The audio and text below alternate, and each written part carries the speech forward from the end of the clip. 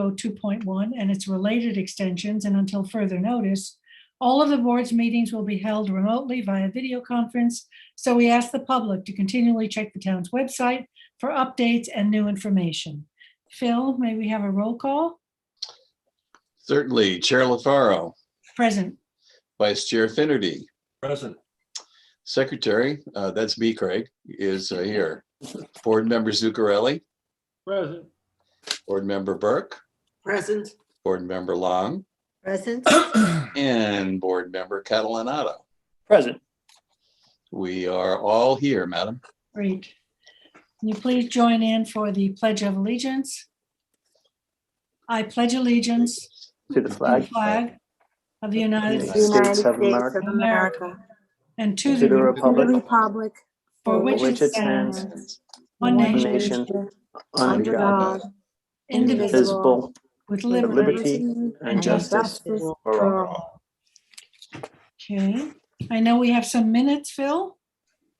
Yeah, we do. We have 3 sets from November 12th, December 10th, and December 15th. Okay. Motion to accept the minutes by Gloria and second by Dennis. All in favor? Aye. Opposed, abstentions, 7 in favor. We're going to change the agenda a little bit because Janice needs to leave us. So we're going to go over the work, flip over the work session and go right into the regular session and hear Janice on the town board referral. The first one is amending the town code to change the approving authority. We're changing non-conforming uses. So Janice? But Janice? she already left. Janice? I think we lost her. Yeah? Still here. She was on just a second ago. Doing the pledge, I saw her. My iPad just died. I'll be on in one. Technology. Well, technology. She is, You got her? no, well, she's listed, but no, No picture? no. She said- She's probably got her scurry around to get some other device to use. So there are 2 town board referrals, that one and another 330 application. We have 4 tonight. Is everybody going to be here? Yeah. Okay, good.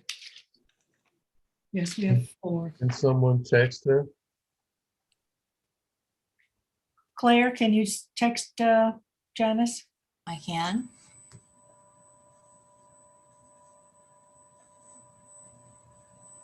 Yeah, she did write in the chat that she'd be back in a moment, but Yeah. You know, in patience where a moment is too long. I'll be back in a second. well, let's define a moment. 12 nanoseconds. 12 nanoseconds. Oh, you know who she is? I think she's the 283 number, Charles. 283 Okay. 6000. I think that's Janice. All She's right. On calling her in. iPhone, yeah. All right, allow to talk. Talking permitted. She has to unmute. Unmute. Hmm.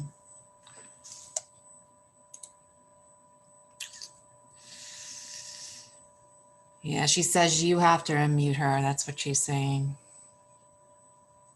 Has to unmute. If she comes up looking like a cat, I'm going to be impressed. Listening a message, you have- Everybody is talking about that. Is the funniest. Has everybody seen that? YouTube? Yes. The lawyer who I've appears in front of the Given her judge. permission to talk. She has to unmute. You have to unmute me, she says. Is there like directions? Because she's on the phone. Check the chatter. She left a message. I just had asked to unmute. Nope. I'm sorry, she just left a message, help.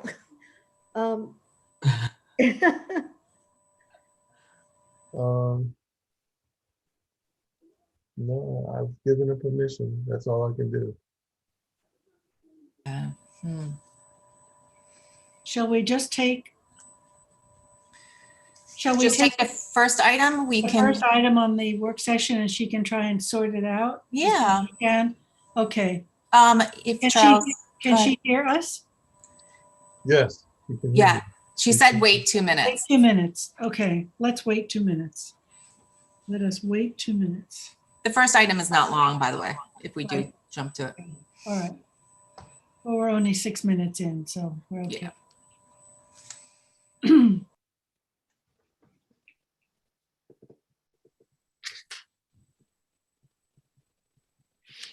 Kathleen, do you get any advance notice? Are we staying with Zoom, right, for the foreseeable future? Yes, Madam Chair, right now, the governor's executive order expires February 26th, though I imagine he'll extend it again. Okay, Janice is saying you can go ahead, be there shortly. Okay, so let us go out of the regular session into a work session. Oh, wait, it worked.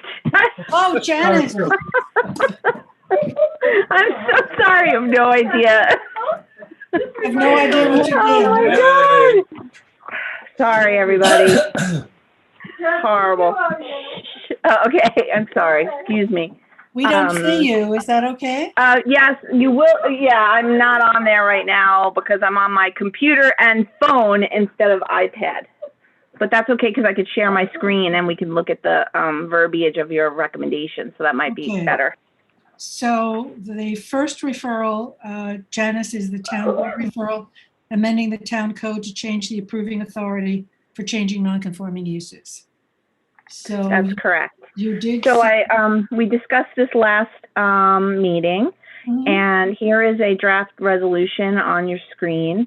And basically, I think I captured what you were talking about, but I'd love to hear some more feedback from the board and make sure we got it right. There was some concern about confusing the matters with use variance standards. So if you like, I just go over each bullet. Yeah. Okay, great. So basically, you know, the findings are that you were referred this local law talking about amending 330-167B3. And you talked about it at your last meeting, January 28th. And the first bullet is the following comments and recommendations. So the first one is that if there were stricter, more precise standards, the board, I should write, the town board may be able to keep the reviewing authority with the zoning board, but as it stands, the planning board agrees it's too vague. So that seemed to be a general consensus. I kind of took out, you know, I moved the standards to the second one, which is in terms of enacting additional standards, because maybe you don't want to confuse things, but it says now, because New York State town law doesn't specifically contemplate a change from one non-conforming use to another non-conforming use, the town board may wish to legislate some or all use variance standards or other applicable standards for reviewing such non-conforming applications. Well, I think that's fine. I mean, that's certainly something that I would propose as several of these options, you know, that if it stays with the zoning board, that these change of use applications that are not area variance uses, that they apply the use standards. And if it goes to the town board, then they use the use variance standards as well. That's my thought, because it's a much higher bar. And right. So to give them that option, we wrote some or all, so they can look at what those use variance standards say. Yep. And make that determination. And that's so of defining to make it more to make it harder to do. Yes. Yes, because one of those standards is that such a change will be beneficial to the general neighborhood. I mean, that's one of the high bars. But that's the argument that's the argument they always make. Every applicant, even every application says we're changing these use. It'll be more beneficial to the neighborhood. That's one of those vague standards. Right. That was your first comment. You agree it's too vague right now. So then the second thing gets into, if you're going to enact additional standards, take a look at the use standards or other applicable standards to provide some measure of, you know. But the second bullet doesn't address the first bullet. That's what I say. No, it's an option. I think we're presenting here various options. But it does say that the use variance, if granted, will not alter the essential character of a neighborhood. That's a use standard, a use variance standard. That is a high bar. But that's the argument you get on all these applications, Jack, and I don't want to go into specific applications, is, Right. hey, I've got an industrial or a nightclub use in a residential neighborhood. I want to change my use to residential. That's more in keeping with the neighborhood. That's the argument they make every time. Yeah, That's the problem. Dennis, if I may, I think that this discussion is a little bit more in the weeds than we need to go on this referral. I think that from what Janice has written here, she sets out in the first bullet why we're looking at this, and we agree with the town board about it being too vague. And I think, if I understand correctly, Janice, the next couple of things you did are alternatives of suggested ways we as a planning board are looking to do it. And I think that use standards should be included as an option without us continuing to debate whether we think that's a good option or not an option, but it is an option that the town board can look at. I think Yeah. that's the intent. So that you could say, instead of saying the town board may wish to legislate, you can say the town board, planning board recommends the town board consider legislating. Yeah, I mean, I thought your terminology here is fine. I just want to keep us Okay. track of what this particular document is trying to do. Right. I have a question with one. It says, but as it stands, the planning board agrees it is too vague. Who do we agree with? Did the town board made any comment that it was too vague? I don't remember seeing it. Yeah, if you look at their law that they propose. The legislative intent kind of issues that, but maybe that's the wrong language. Maybe you could just say the planning board finds it is too vague. You know, the one standard that's in there is too vague. I'm sorry? State its opposition by the planning board finds it is too vague. Okay. That's fine. So the planning board finds it is too, but as it stands, the planning board finds, as it stands, as the code, you know, do you want to say that differently? I guess, you know, but generally, do you even want to keep this bullet in, or, you know, you're saying if it was stricter, you would agree that the zoning board could keep this authority, right? Right. Yeah, if there were more But the original stringent script was- standards that were tighter. Right. So that's really what it's saying. But as it is today, Yeah. it's too vague. So then so it's vague. So then the second thing, okay, if you're going to add standards for anybody, you could add use variance standards or other applicable standards. So there's that. That's an option, right. Then the third one is another that you considered, or maybe, you know, you considered it, I don't know if you're saying giving them this idea, but you considered the idea there may be thresholds in terms of parity or similarity of uses, like one non-conforming use going to another in the same use classification. So we have use classifications of like resale, wholesale, business. And if you're going from one thing in the same class to another thing, that could stay with the ZBA. Or if someone's proposing to go from nightclub to high density residential, that's a zone change before the town board. Yes. You know, so there's That a was what I parity idea. suggested, and I thought it was a good one. Yes. And Okay. that would free up the town board's calendar, you know. I think Right. That So would only there's that. be only looking at high threshold Right. applications, essentially. Right. That would be Right. zone changes, that would be. Which I thought was variance. really what the intent was in bringing this up, was to, where we Yeah. have these high intensity. Right, they're not going to look at area variances. I mean, area variances will stay. No, with- no, the definitely ZBA. not. They're looking at like there was, you know, one on Bridgehampton Sag Harbor Turnpike that went from like one thing to the fireplace store, something, right, Claire? We were talking about that one. Oh, to the museum, yeah. Also, Yeah, like something like Yeah. simple, maybe, but there, you know, if somebody's going from nightclub to 200 houses, well, that's a different story. right? So then should we add some language then about those But I thresholds? think- That I there think has to be some Dennis- distinguishing language? Or if an entirely different use category or threshold, it does say there may be thresholds in terms of parity and density. I think, can I have one comment? I Sure. think in terms of answering the specific question, should the town board take it over or not? I think Dennis made a very cogent argument in stating that the board has left pressure from external, I don't want to say political groups, but we are appointed and not elected. Therefore, we can be more focused on what we do in terms of the, how it is affected by the law. So I think that has to be put in. Except keeping it that, with the John, board- Keeping it with the board, it tends to be less influenced by external sources. John, John, can I just say something, and Kathleen, weigh in if you can? That the planning board does not have the authority to do this. We do not have zoning authority. No, I'm not saying Kathleen, right? But it was to the board. I'm saying, not our board, the zoning board or our board if they choose. But No, well, that's not- Dennis said give it to the The point is- planning board. he made- Dennis's point was, You don't have enough to do. Right. Dennis, what was your point, Dennis?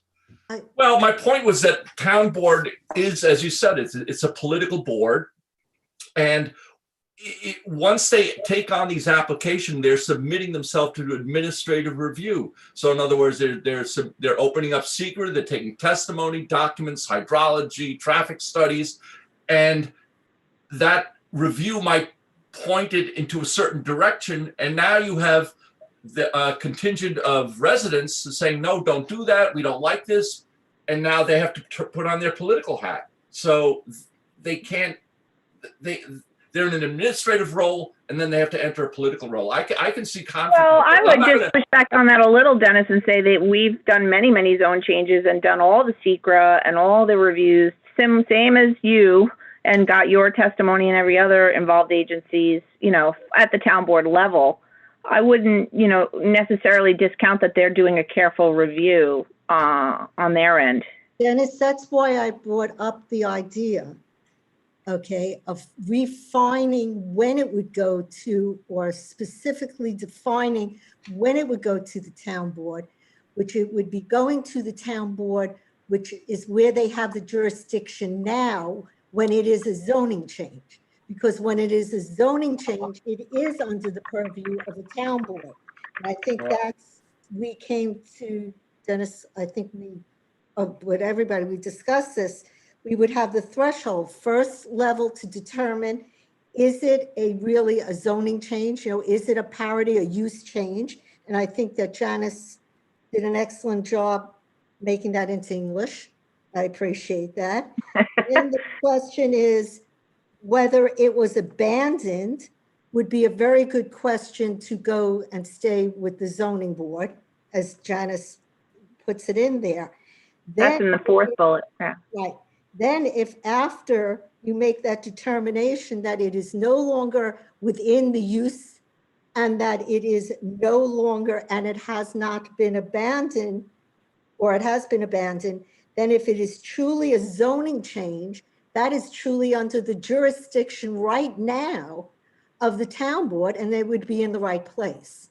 So I think that by breaking it into thresholds that way, you keep that political or dumping it on the town board issue to a minimum. You keep it in their jurisdiction. But also, if you have very clear, it can be subjective. We don't want the standards to be subjective or politically interpreted. I think the standards have to be such that that they're clear. Maybe it's square footage threshold, or there has to be some defining threshold numbers.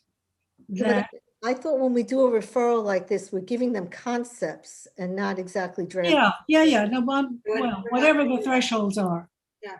Well, I just added, so could be reviewed by the ZBA, but if an entirely different use category or excessive density, or intensity of use is proposed, or something like that, maybe. Does that sound good? Yeah. I mean, I thought you did an excellent job the way it is. I thought you addressed the totality. If you want to make it tighter, I just want to keep it, this is a referral back to them. We're not trying to write the statute for them. Right.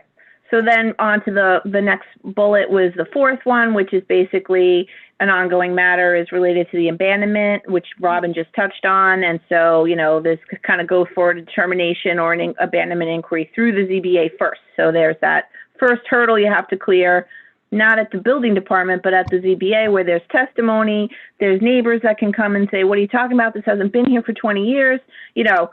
All that has an avenue before you get to a actual application, at the town board's level, which would, This may not be the appropriate time to do it since this is not what the referral is about, but certainly the abandonment standards are very loose and very, very open-ended. And I have yet to see an abandonment in all the years I've been on the board. Dennis, about you? Yeah, I agree with you, Jackie. But I think Janice is addressing that in the fourth bullet.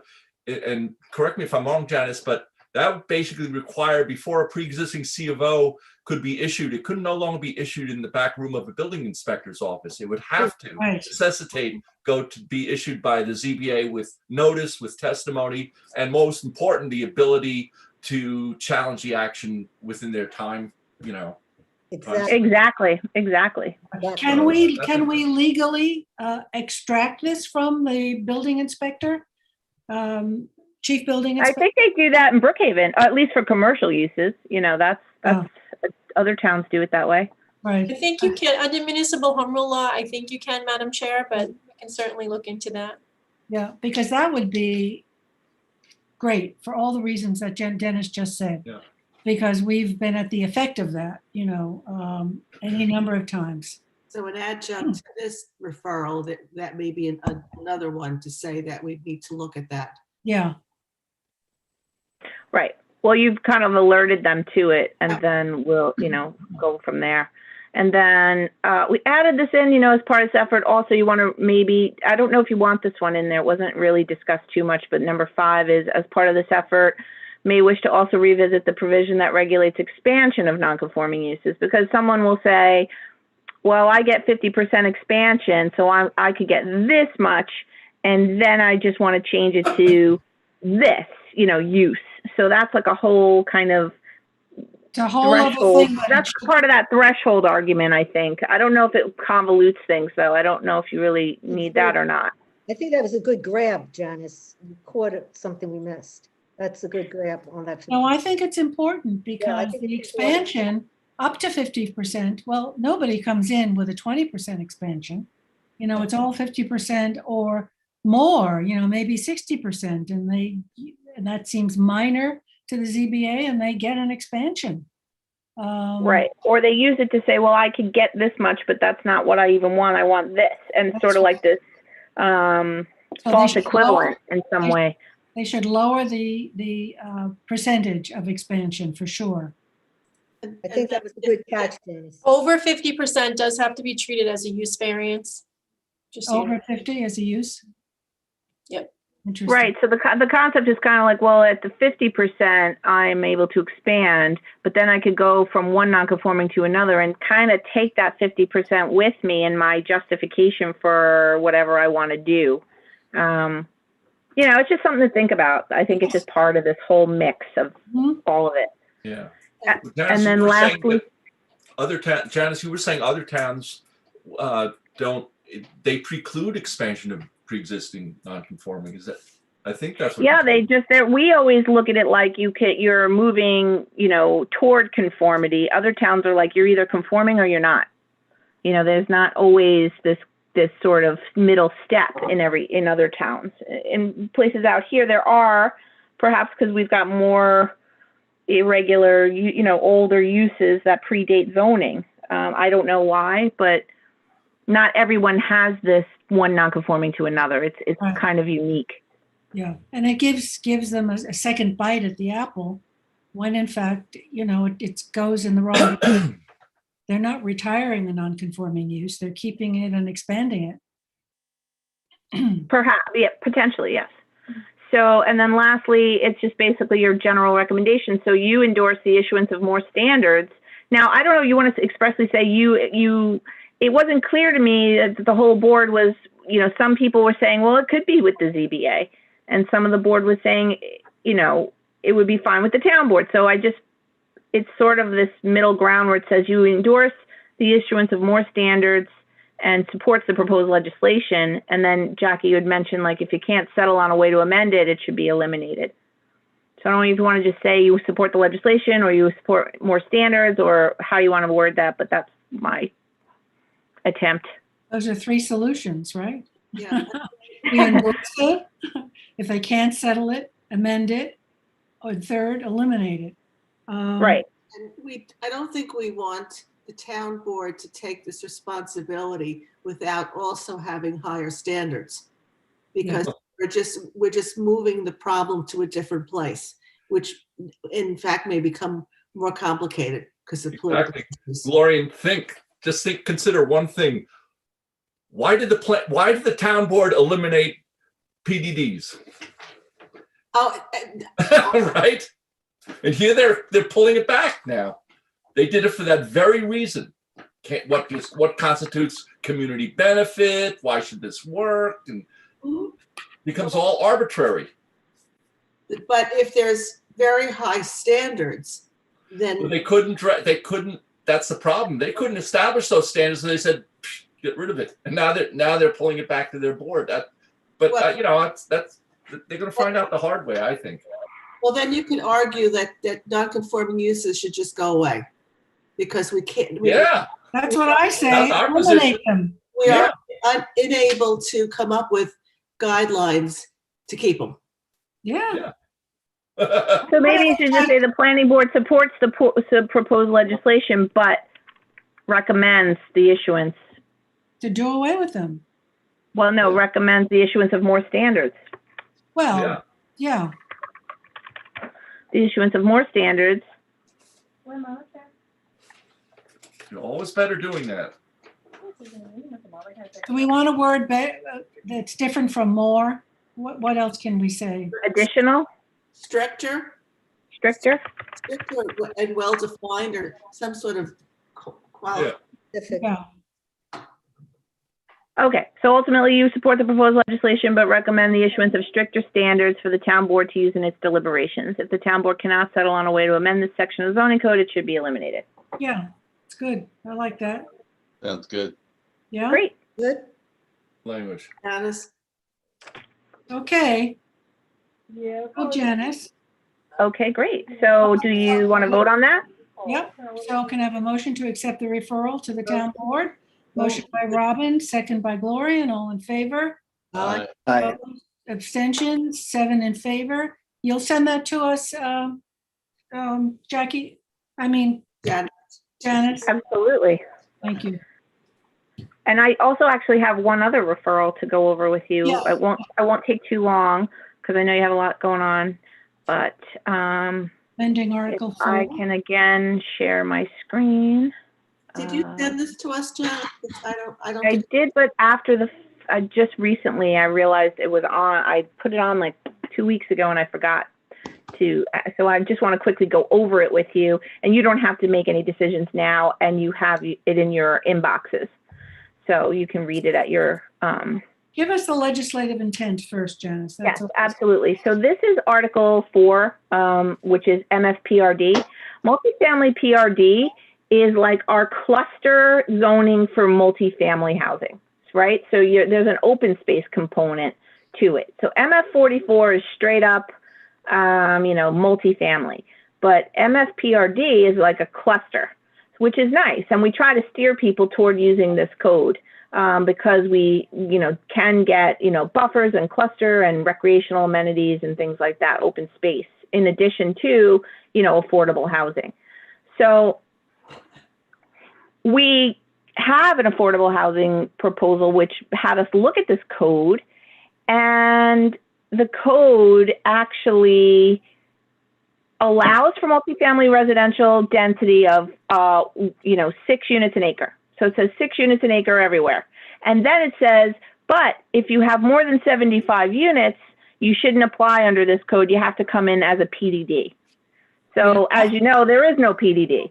Right. So we have no, so somebody may have the land area to achieve 6 units an acre, but they're not able to apply under this code because it sends them to a code that doesn't exist. So we need to fix that. So that's basically the legislative intent. It also, in looking at what's left now for like, so this has requirements in terms of distance. Also the PDDs have provisions related to, you know, receiving Pine Barren credits and development rights. So if I can go down to where that is, hang on. So you'll see like, I'm sorry, let me just, one page, it's easier. And can you see that okay? Mm-hmm. Okay, so if I scroll down, instead of, so it says no greater than 75 is crossed out, no greater than 6 units per acre, which is, you know, what it is. And then it talks about assisted living also being PDDs, but we actually, as you may recall, we adopted an assisted living section in our code. So it refers it back to that. So it's just a lot of it is just a cleanup. And then as we go down, you know, it talks about an application fee in a certain amount. We just have a fee schedule. Then as I keep going, this is all code as it exists. There's a distance of the town board, you know, it says you can do this zoning category, but you have to be 500 feet from a shopping center business and half a mile from any other hamlet center or shopping business. And when you look at what's available, you know, not that we really want to condone sprawl, but 500 feet is just not going to cut it, you know. So we changed that to a quarter mile and from 1/2 mile to 1 mile. So that gives a little bit more of a range for, you know, these developments to be in proximity to a hamlet center, but a little more than, you know, 500 feet or a quarter mile. Were these edits made referencing a map of the town of Southampton? Yes, we have a map, all like shopping center business districts and major village centers, you know, like HO, HC, VB, those are considered like the center. And so you'd have to be, you know, 500 feet from that in order to be qualified, or you'd have to ask for a waiver. And so here we just up those limits a little bit to try to, you know, not have people have to ask for waivers. But my question is there land around those centers that is developed? Not within 500 feet, you know, no, that's the other thing. Like, so those, that's not even an option. You know, quarter mile gives you more, you know, range when it's, and it's still walkable. 1 mile is really the max without having to need a waiver. And to follow up on Jackie's question, I'm sure you have, but how many places within the town actually would have enough vacant land to get beyond 75 units? Not many. We are actually producing a map for the public hearing, so we'll have that. Question. Thank you, Gloria. And that was my question. Yeah. In other words. Then this is talking about, you know, a PDD again, so that's crossed out for TDR. Instead, you could use TDRs, but it says, you know, you're not the town board's not obligated to increase the density, but you know, it takes away those PDD language. And I think that's pretty much it. Oh, we reference chapter 216, you know, because that we don't just say moderate income. We all our affordable, you know, requirements are under 216. So that's really the gist of it. But I'll give you, you know, take your time to read it. I just wanted to introduce it to you, and then I can come back next meeting and get, you know, your thoughts on that. Okay. Great. Okay, so it's in your email, and I'll be back on the next agenda to just, you know, get, you know, your recommendations. Janice, was this done primarily to clean up, or is there something in the hopper? No, well, first of all, to clean up. Second of all, there is something that is how we became aware of it. There's a multifamily proposal in Quiog off South Country Road behind Strebels, kind of, with Strebels, you know, and they came in and said, well, we have the land area for 6 units an acre, but this says 75. And they were like, we'll just go to the ZBA. And the town board was like, they did not like that at all. They didn't want someone going to the ZBA when it's in their realm for a zone change. So they were like, well, this is going to happen for anybody else who tries to apply. So we need to clean this up. And that's where this came from. Thank you. Interesting. Sure. Thanks, Janice.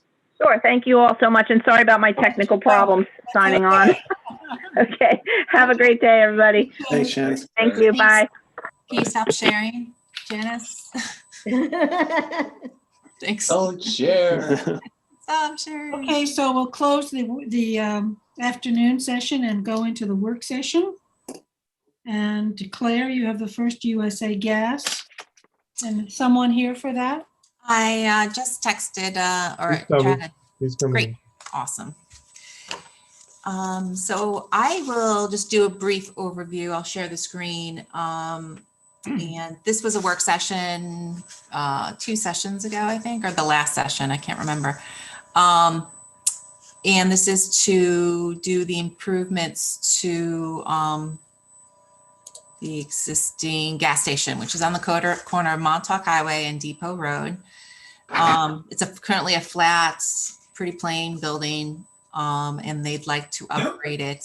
And you saw these elevations. So yes, but did they submit a new plan to you or a sketch? Or, okay. They did, yes. I think they've addressed everything that you brought up. So, but we'll go through it if that's good with you. There we go. Yeah. So, Oh yeah. this is the elevation. We talked about that. I think you were in agreement with that. But when you remember I just wanted to show you the aerial real quick again. I'm sorry, it's turning around now. But you had mentioned the cars being not formalized and also the cars within the right of way. And so you wanted a fence here, so with some landscaping in front of the fence. And then also was mentioned the pathway, Striped. the pedestrian walkway, not putting, to put some kind of crosswalk in here and painting. So that's what he's done here. He's indicating that here. And then here is the fence, which I think is proposed to be a solid white fence, and then landscaping in front of it for a distance. And then the formalized parking with a handicap space. Claire, has it been to the ARB yet? No. The only thing that's jumping out on the rendering is just the front plate glass, maybe just a strip of skylight. It just looks like very strip mallish. Yeah, so something along the top here. Yeah, exactly. A clear story there, maybe just one Right. panel. I think that probably could be arranged. But the applicant's representative here is here. It hasn't gone back. You had so many questions. And the applicant didn't know whether the actual applicant would be amenable to your changes until we met on site, and he was. So this, if you're in agreement with this, this would go to the ARB and fire marshal for expedited, and then you'd come back to you for approval. Let me go back to the overview for 1 second. I'm sorry, you want the aerial? Yeah, the aerial, I'm sorry. No, it's okay. There were some trucks. Okay, so we took care of the parking that was curbside. Mm-hmm. Now was that a truck, a big box truck on the, yeah, right where you are, that and the parking on that side? What's going on? All cleaned up when I was there. There was no truck there. So they knew I was coming. So they cleaned up this whole area. There was no cars parked here.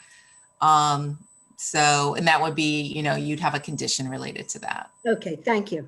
Great. Claire, can we get that right of way revegetated? That would be, we could do a referral to the town highway department too. I think we should probably, because we're proposing some landscaping in their area. Anything additional, I think they'd have a problem with though, because of the site distances and things like that. How about grass? This right here is going to be landscaping. Grass and landscaping right here. So what happens where there is no parking now? What are they going to do there? Here, it's just going to be striped, no parking. It's striped. So is it macadam? Is it, what is it? Is it Paved gravel? now. It's It's blacktop. paved. It's Yeah. paved. Yeah. Ah, okay. But we'll do a referral to the highway department if you think that's probably appropriate, right? Sure. Okay. You can't get a tree in that corner, huh? Other corner? I'm always trying, This Dennis. this quarter, yeah. Not a tree street. Where it's striped. Straight. Always trying. The applicant's representative's here. I'm not quite sure if you wanted to say anything, Ron. Yeah, I think if we landscape the whole thing, who gets responsible for that as the upkeep? Since It would be the town highway department. So that's why we should probably make it this, and also site distances and right, accessibility. you don't want a tree there on the corner because it's your sight line coming down that road. You would lose that corner sight going to the corner. You lose the sight going to the corner. When you're coming down Depot Road, coming to Montauk Highway, the tree would block the view probably of, Making a right-hand turn, you mean? yeah, right-hand turn or anything, any kind of people walking down, trying to cross the street or something. That's what I'm concerned about. So the traffic pole that's indicated there, that's a signalized Yes, that's a Light? signal pole. signal? Okay. Okay. So I think it's gone in the right direction, and you'll see it again, obviously, after you get the referrals back. Okay. Much, much better. Yeah. Thank you. Okay, good. Thank you. Thanks, Ron. All right, thanks. Take care. Okay, let's move on to Bridgehampton Commons and the sign request to change the sign ordinance, The master sign plan, yep. sign plan. So I gave you the latest and greatest version from the applicant. They're proposing 25% logos on both the under 8,000 square foot signage and the over 8,000 square foot signage. So, but I'm going to have the applicant go through it. It's Tim McCauley and Lisa Poyer. They're here. Lisa, you going to share your screen? Do you want me to share something? I just, the basic language was all I was going to share, but if you want to do it, because you're already up and running, that's fine. Okay, I think I can do it. Letting in Doris as well with Kimco. Charles, do you see her? Say it again. Doris, D-U-R-E-S-E.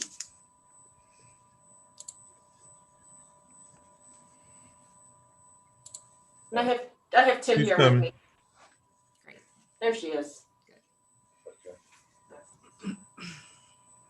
So we have kind of taken some of the remarks, and Claire and I had a good conversation after the last meeting before the board, where we kind of just went through some of the basic information. But I just wanted to briefly go through the original master plan that was enacted 30 plus years ago. And a lot of the guidelines that were originally stated in there are going to be used in this new current one. One of them is storefronts under 40 feet wide shall be permitted an 8-foot wide sign plaque. That's the same as what we're proposing, for the units less than 8,000 square feet. Storefronts that are 40 feet and over shall be permitted a 12-foot sign plaque, or they could do an 8-foot one as well. Again, that's the same as what we're proposing in our current plan. And, and then the location of the sign fascia located on that white stripping. Again, we're proposing that as well. And then we're trying to just update with the lighting to be more current light fixtures.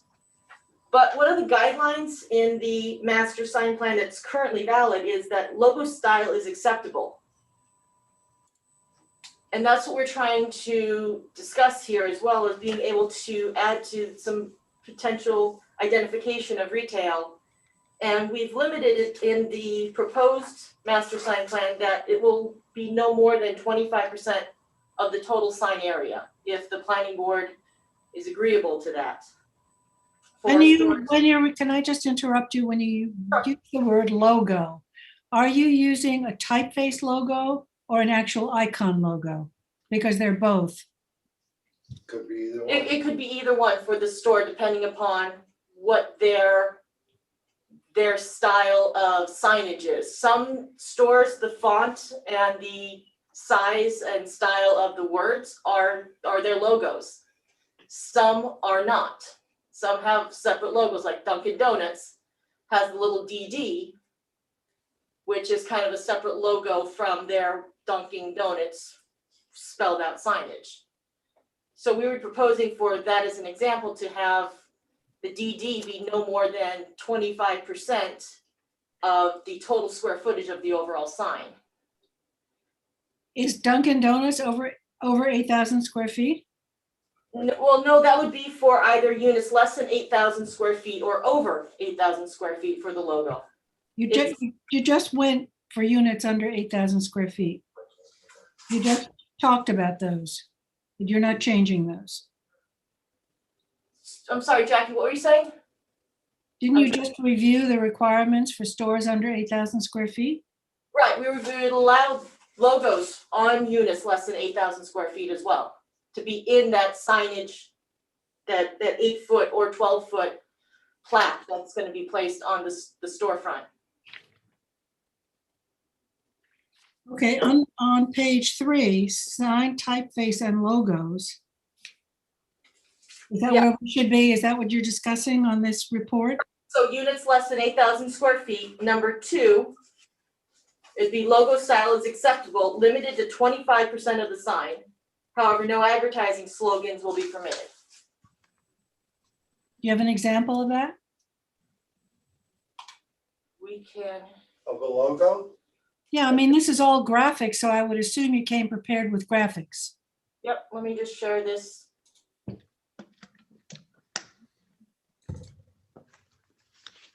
You see that? Yeah? Yep. These are just some simple examples of retail signs that are around. And we're not suggesting that any of these stores are coming here. We're just using them simply as examples. So the first page here just simply shows 2 different types of signs. One that has common uniform color within the signs. And there are two lines, it could be 1 line, but that the font size and the font style itself is unique for each word or line. So then this is the next level where it brings in 2 different colors for the sign. And again, you know, the word has a uniform color, and you know, for this one, and markets is a separate color, but they are each uniform in that word themselves. That's enough. What you want a logo? Oh, okay. And then the last one is, again, same kind of, you know, some are uniform colors, some are 2 colors, but these would incorporate a small logo where CVS uses a heart, the Walmart uses a asterisk star. So these are the types of styles, and neither of these logos are more than 25% of the total sign area. But you're requesting that these logos be in the colors that the applicant wants, as opposed to the colors of the master sign plan. We gotta be in. If it's smaller than 8,000 square feet, they would be in the green and the gold color. Right. If the stores are larger than 8,000 square feet, then it would be in their prototypical signage for that company. And how many of those do you have in the center? I think there's 8. It's less than 25% of the whole shopping center. Not very many. So 8 stores that are over 8,000 square feet. That's Kmart, King Cullen, Staples, the Beauty Place. King Cullen, Staples, Ulta, Kmart, TJ Maxx, and Walgreens. And Marshalls when it comes in, right? Yes. Yes. I'm confused. Is this going to be, you're saying it's 25% of the sign? So are you going to have the logo and then a sign again that says CVS Pharmacy? So there's going to be two signs? It'll all be inside the same sign that's allowed, which is not bigger than what the code allows now. That's not, But the question is different. is it going to be are you going to have CVS logo? Just use an example. And then within that same sign area, CVS Pharmacy is going to be written in the green and gold. No, if CVS was gonna be less than 8,000 square feet, it would still be in the green and gold sign, but they could use their logo in that green and gold sign, And that's all. and that's all. Instead of the green and gold sign. So So if you have a storefront that is less than 8,000 square feet, let's say CVS went in there, the sign for CVS would be green and gold, and they could potentially have the heart and then CVS Pharmacy behind it. It would all be in that green and gold color. Because it would be a store less than 8,000 square feet. If CVS were going to go into store area that's larger than 8,000 square feet, there would be no green and gold sign. They would be allowed to use this sign on that upper area. No green and gold sign. And what else are you asking? The logo and more text? Gloria, does that answer your question? I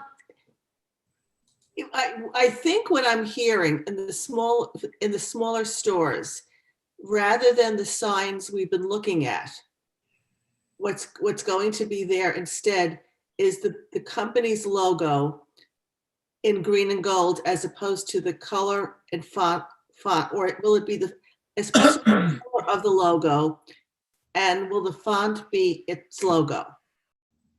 The smaller stores less than 8,000 square feet are going to use only that green and gold sign that's been presented, and I believe you have in your packages there. I don't know, Claire, if you can, do you have those available to show? Yeah, I do. I'm sharing. And they would only use that, and not every store will have a logo. That's up to them. But it would be that standard green and gold that we've been proposing.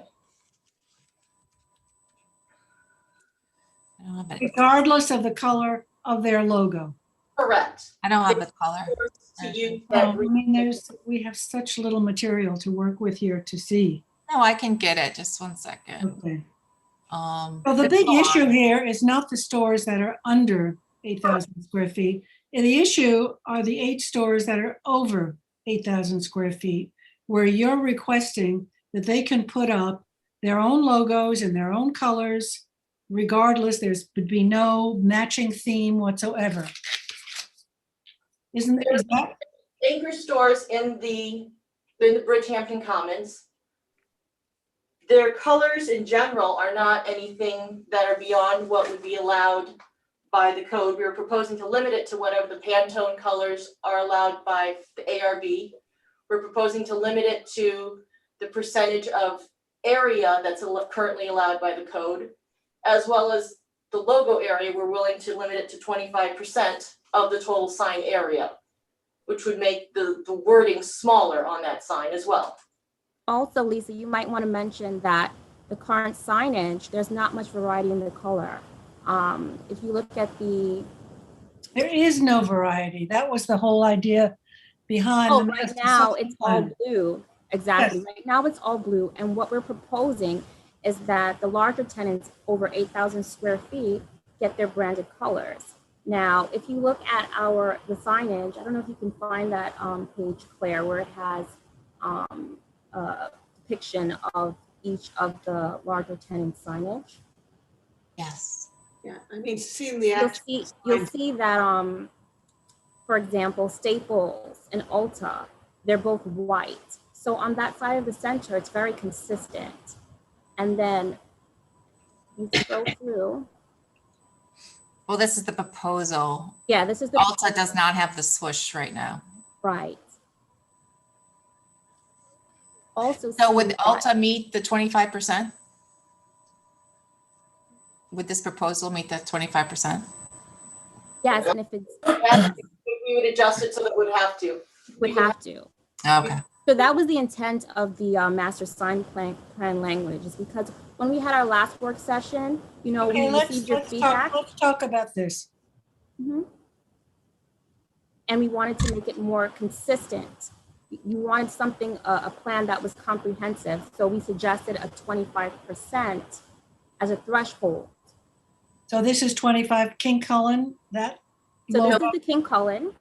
And I guess within this, that little crown above is considered, I guess, their logo, which is Okay. within the 25%. But the actual town code sign would not permit Fresh Bakery open 24 hours. That's additional text. That's existing right now. So that can definitely be addressed, but that's existing as of today. In blue, obviously. They could put that in the windows though, couldn't they? What they put on the inside of their windows is up to them. You know, Yeah. that's certainly allowed. What else, Claire? Just scroll down. Can I make a comment on that? Just keep in mind that this is a unique place where the only ones who are going to see these signs are the people who enter the shopping center themselves. Correct. Okay, so it's different than, you know, if we were right on the street, I could see some of the concern that you have, but because this is only interior signage within a shopping center that has a great deal of screening. Well, that doesn't, in my view, Mr. McCulley, that has nothing to do what's outside and what's planted and landscaped with what's inside. When you drive into this place, you see the signage, you get an overall feeling for this center, which has always been an attractive center.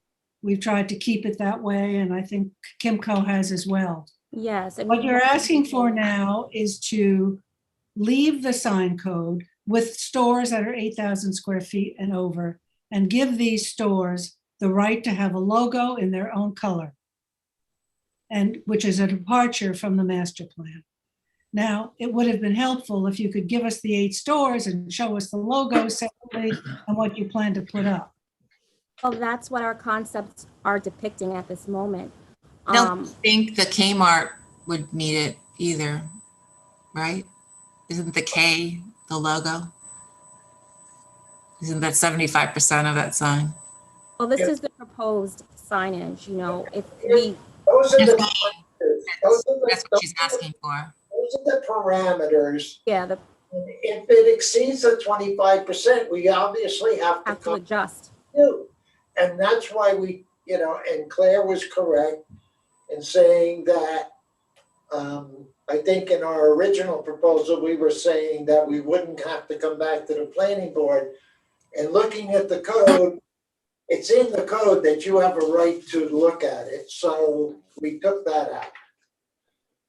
So if it's 25, if it's more than 25%, obviously, then we have to come back to you for approval because we're exceeding what's in the master plan.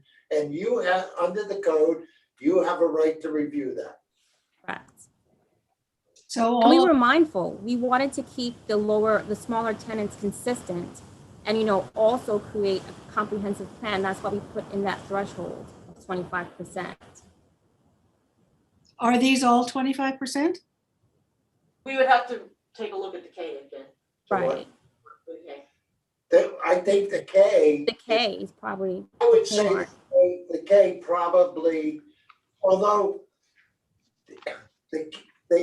is the K is a logo or is the K part of the? You tell us. I mean, we made one error once with Petco in Hampton Bays, where the sign is just enormous relative to the other signs. So we have to be sure that these percentages are correct. So okay, maybe you can just pull those out, the 8 stores that you're proposing, and we can take a look at them. Can I get a clarification, please? On units of less than 8,000, are they currently permitted to use logos? Yes, they are. Yes. They are. Well, with planning board approval. Okay. So the master plan, I'm just trying to figure out where the changes are. Thank you, Claire. So that they do not have an automatic right to it. And what you're proposing now is to give stores of less than 8,000 an automatic right to use a logo as long as it's in the color. Is that correct? Are you referring to the less than 8,000? Yes, please. Less than 8,000, we would propose that if it's 25, like less than 25% of the sign, then it would be allowed within the master sign plan. Without coming back to planning board, they would have an automatic right. Well, Yeah. we could, yes, currently that's how it's listed, but we could always include language that say it's at the planning board's discretion. Okay, what I'm The graphics are not aesthetically offensive to the character of the center. Okay. What it's I'm in their trying discretion. I'm just trying to differentiate between what is being proposed and what exists. So Okay, as of right now, are they allowed to use logos on Yes. under 8,000? You know what, Yes. Claire, they are Claire, did allowed. you have something different to say to that? With planning board approval. With Yes, planning with board, planning board approval. What I think would be helpful for me is if we had all the signs that, for the stores that are currently there, what they would look like. Oh, that's what you have right now in our concepts. I So, have not seen that, I'm sorry. oh, you haven't? No.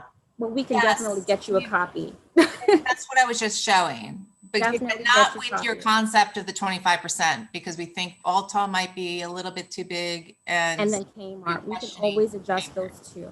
okay, so why don't you make those adjustments and then come back and talk to us? Because, you know, this is a graphic visual thing and we need to look to see what it's going to look like. Okay, Maybe some We can- examples of the under 8,000 square feet. sure, we can definitely do that. So all those There's logos, Dunkin' Donuts now, there's other things Yeah, now. as of now, there's Dunkin' Donuts is currently existing on the sign. so Right, so how that would when you say interpret. green and gold, a logo would be in a gold against a green background. Is that what you're saying? No, exactly, that's how it is right now on the concept plans. So it's actually on the existing concepts that you have on file. So you can see how it looks. For you. We don't have that concept of the Dunkin' Donuts with the logos. I think it's green and just gold. small, but it's there on the concept. Okay, let me ask if you could do these on individual sheets so that we can see a compilation of them. It's Sure. impossible to visually see these materials. Okay, Right, that's- because we did pull out the larger ones, but because we felt that the uniform ones were consistent, they were all not like blown up, but we did have them on the larger ones. But we can do that for you as well. the other package. Claire, Claire, can I please go back to the under 8,000 because I'm very confused. Yep. You work in I do go to Bridgehampton Commons. I'm trying to picture in my mind if for the smaller stores, the ones that are 8,000, I don't remember right now seeing logos, There's only one Dunkin' as of Donuts. now. There's only one, which is, Dunkin' Donuts. and are they doing it in compliance with the plan right now? Or are they out of compliance? It's a question, that is a question. It's a question I keep. Well, That's a question to You them. mean the 1990 plan? I'm talking about the plan that is in effect right now. In effect, allows logos. We'll put together a comparison that shows each existing store, what the signage is right now compared to what it will propose to be. And Whether, you also tell me, I would like also included as to whether they are in compliance right now or not. Because the 24 hours on the Kmart, am I understanding, King Cullen, am I understanding that's not in compliance?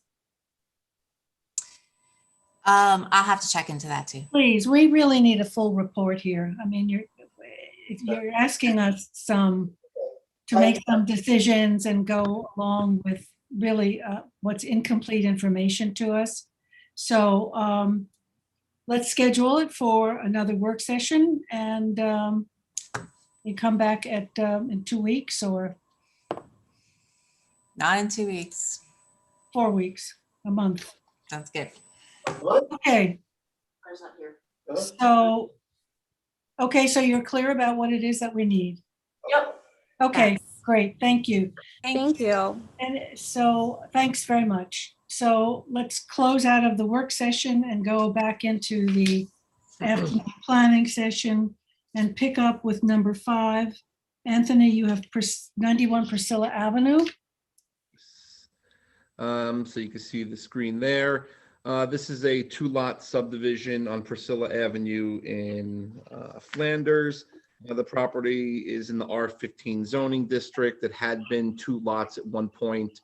You can see the lot configuration in the neighborhood with these smaller lots. The lots were at some point merged. There had been a single-family residence on this property. This required zoning board approval. They received zoning board approval.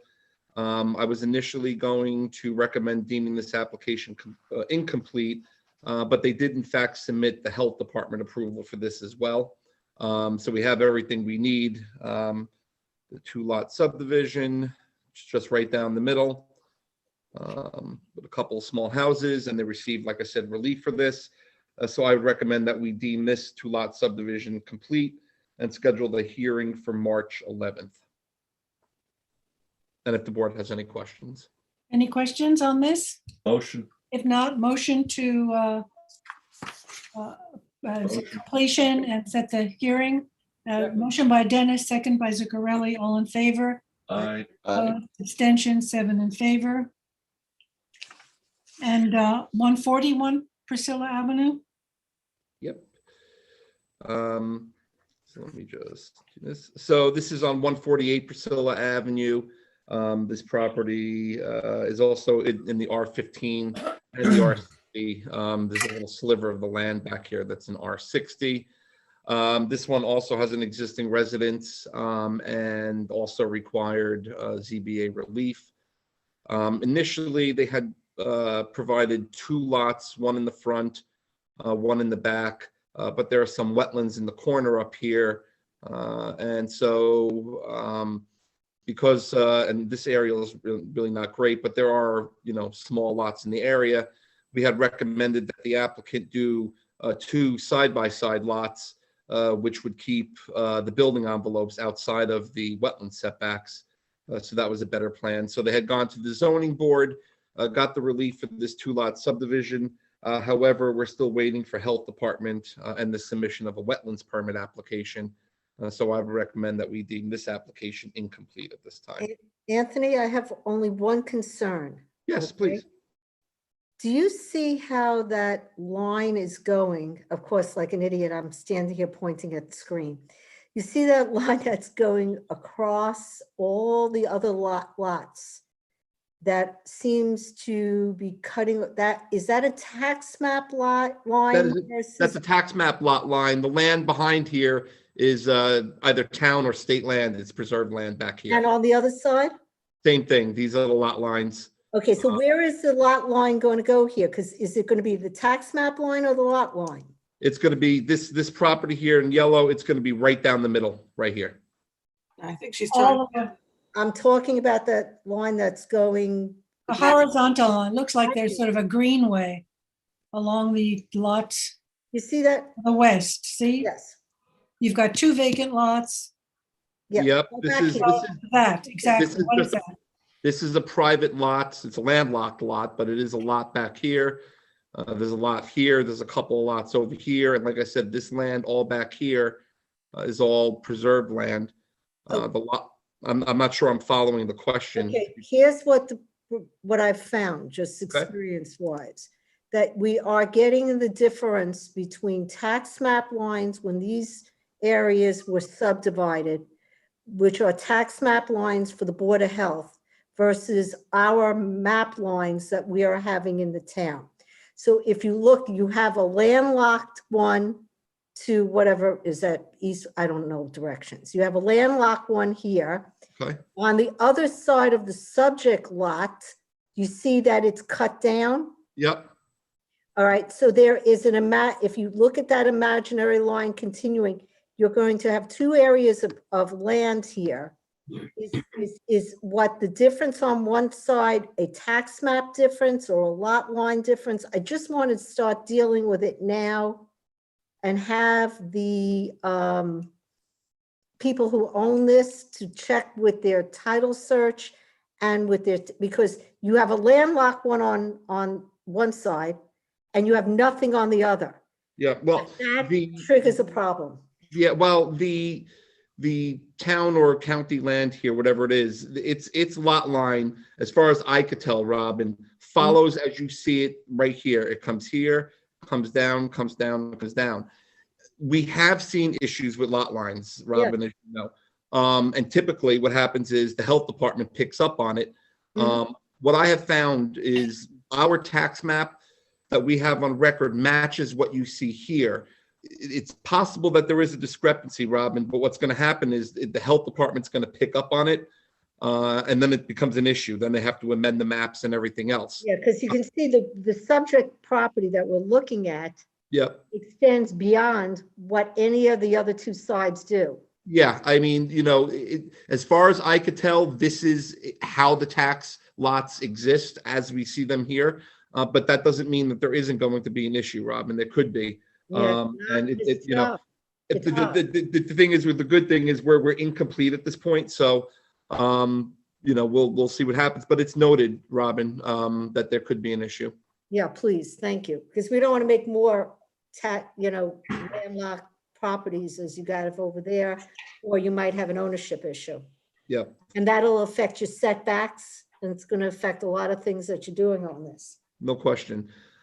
In the meantime, you know, this is the proposal to split down the middle, and what they did was to maximize the setbacks so that the buildings exceed the minimum required setbacks. It looks like they drew the line that I was No, there isn't. That this is that might be there's a split zone on the property. Like I said before, I think there's a split zone. So that's not a lot line there. Yeah.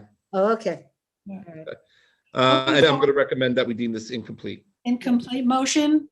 Motion by Robin, second by Dennis. All in favor? Aye. Opposed, abstentions, 7 in favor. Anthony Fisher Organization, complete. Yep, and these are all the same applicant way. So the Fisher Organization is a 2-lot subdivision on Flanders Road. This property is in the R10 zoning district. We received health department on this one. The 2-lot subdivision basically creates a lot in the front here with the existing residence, and then a lot back here. Where's the access? There's a private road here, Birch Avenue. So I suspect what's going to happen is that as part of the approval, they're going to have to do the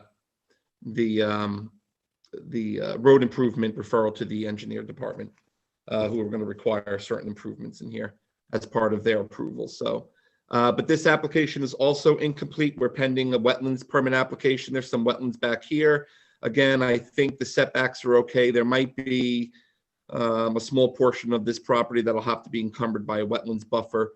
But in any case, it's incomplete at this point. Okay, motion to deem this incomplete. Motion by Glorian, second by Zuccarelli. All in favor? Aye. Opposed, abstentions, 7 in favor. Jackie, M4 Lumber Holdings, or 820 Lumber Lane. Yeah, and Charles, if you could please let in Brian Lacasio if he's here, and I'll pull up the screen. I am looking. So can you see the? Yeah, go ahead. Can you see the aerial? Nope. No. No? Okay, hold on. I think I might not have pressed share.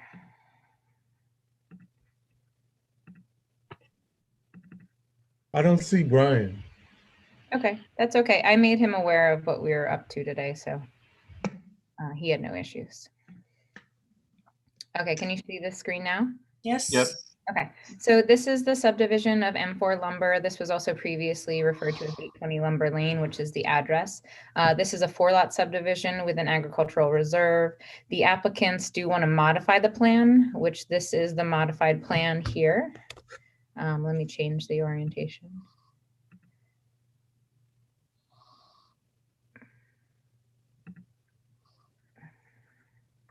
And we had a work session on this. So what's happening is this lot was a little bit bigger. They're changing the lot lines in this location to make the lots a little bit more even in size.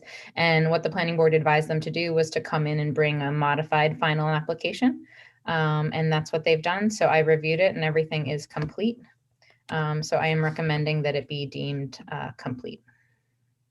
Public hearing or, A public hearing I propose for March 11th, if that's still available. I think that's the second one so far. Okay. Any questions? And if not, a motion to deem this complete with a March 11 public hearing by Gloria, and motion by Gloria, and second by Dennis. All in favor? Abstention, 7 in favor.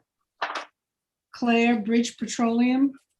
Yeah, I'm not seeing the person for this project. So if anybody is in attendance and wants to speak on this, if you just raise your hand, and we'll let you That'd in. be great. I don't see him. His name was receipt, and I don't see his name on there. So I'm just going to go over it with you. This was a request to do an expedited site plan for the property, Bridge Petroleum. So you are familiar, the planning was pretty familiar with the project. I had a pre-submission a couple years ago, which resulted in a positive declaration. They have had scaled it back and submitted a new pre-submission for a gas station with a, I'm sorry, it kicked me out. The computer is great. Let me redo that. In the meantime,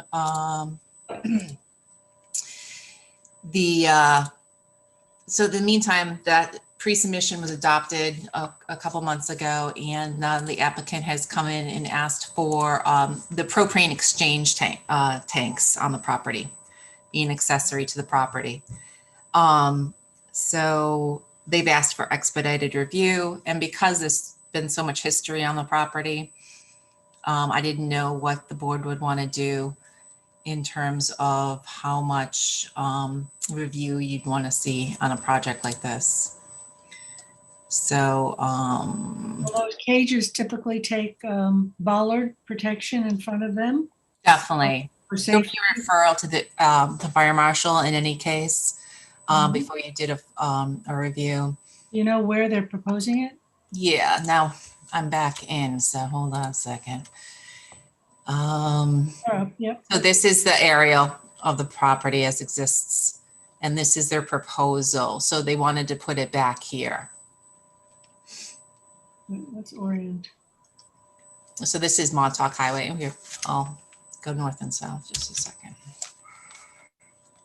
Montauk Highway, Walker Avenue. This is the pumps, and here's the existing building. And the cages would be in the rear, so they would not. Is that the fence enclosure or? Yeah, there would be. It would be pretty screened because there's some fence enclosure here. Have they given measurements and all of that, Claire? Doesn't look like it on here. Yeah, it does 5-6 inch. Those are the bollards. Those are the bollards, right? They just say the steel racks for the propane tanks. I think they need to give you some detail here. Okay, so I have them put the details on and then refer it to the fire marshal? I think so. Okay. Safety thing. One concern I had is that this dumpster is right up against the property line, and this zone is resident. Oh, yeah. I'd maybe suggest that they relocate it to this location next to the building, Okay, so they have to move. sufficiently away from the property. I don't know if how the board feels about that. Well, if I were living next to them, I wouldn't like it. Yeah, normally we'd have a minimum of 10 feet from any property line, but even the transition zone would be 20 feet. So it doesn't meet that setback. Well, will it meet the setback from the land to the right, the way I'm looking at it? Yeah, it would only have to be 10 feet from this property line. So that's a good place to move it. Yeah, so I'm going to give that feedback to them if you're in agreement, and then they can do it expedited. We'll give a referral to the fire marshal. We'll have them note the dimensions though on the site plan. In that area, you want to take a look at those fencing that's separating the land from the residential. I'm sorry, what? We're going to move the refuse area. If you move the refuse, also you ought to take a look at the fencing or how we're at the fencing down in that area. Some of it seems to be off the property line, and maybe we can do something more for the people down there. Mm-hmm. Okay, so I think there's a couple fences referenced here. 8-foot chain link, the 8-foot wood, the 6-foot stockade. stockade. It's like a little mess. I'll just take pictures and we can take a look at it. How's that sound? Great. Okay, so no action. We'll do the referrals. Okay. Okay. Yep. And so my next. The Verizon, Claire? Yeah, the Verizon. So this is the extension for the site plan approval for the tower, which is associated with that sand mine up in Eastport. Okay, given approval. They have not submitted their building permit yet, and they're asking for 2 extensions with 90 days apiece. They paid the appropriate fee for the 2 extensions because they anticipate they won't be submitting a building permit for about 6 months. Oh, 6 months, right? 6-month extension. Okay, Yeah, motion? Agreement. Motion. Gloria, second by Phil. All in favor? Aye. Opposed, exceptions, 7 in favor. And the bridge comments, TJ Maxx. Charles, I don't know if Tim McCauley is still in attendance. He may want us to attend this. They want a 2-year extension, you said? Yeah, actually it's not in anymore, but yeah, a 2-year extension it's the typical extension for a site plan. Site plans are valid for 2 years. They are in the midst of their improvements on the property for the TJ Maxx. Yeah, they're building the Marshall. They've got the cinder block framing up. So they've asked for an extension for the 2-year period. It seems to be going very, very slowly. Yeah. Do I have a motion for the extension for 2 years by Phil, second by Dennis, all in favor? Aye. Opposed, abstentions, 7 in favor. Then Claire, you've got EMC and MTG. I do.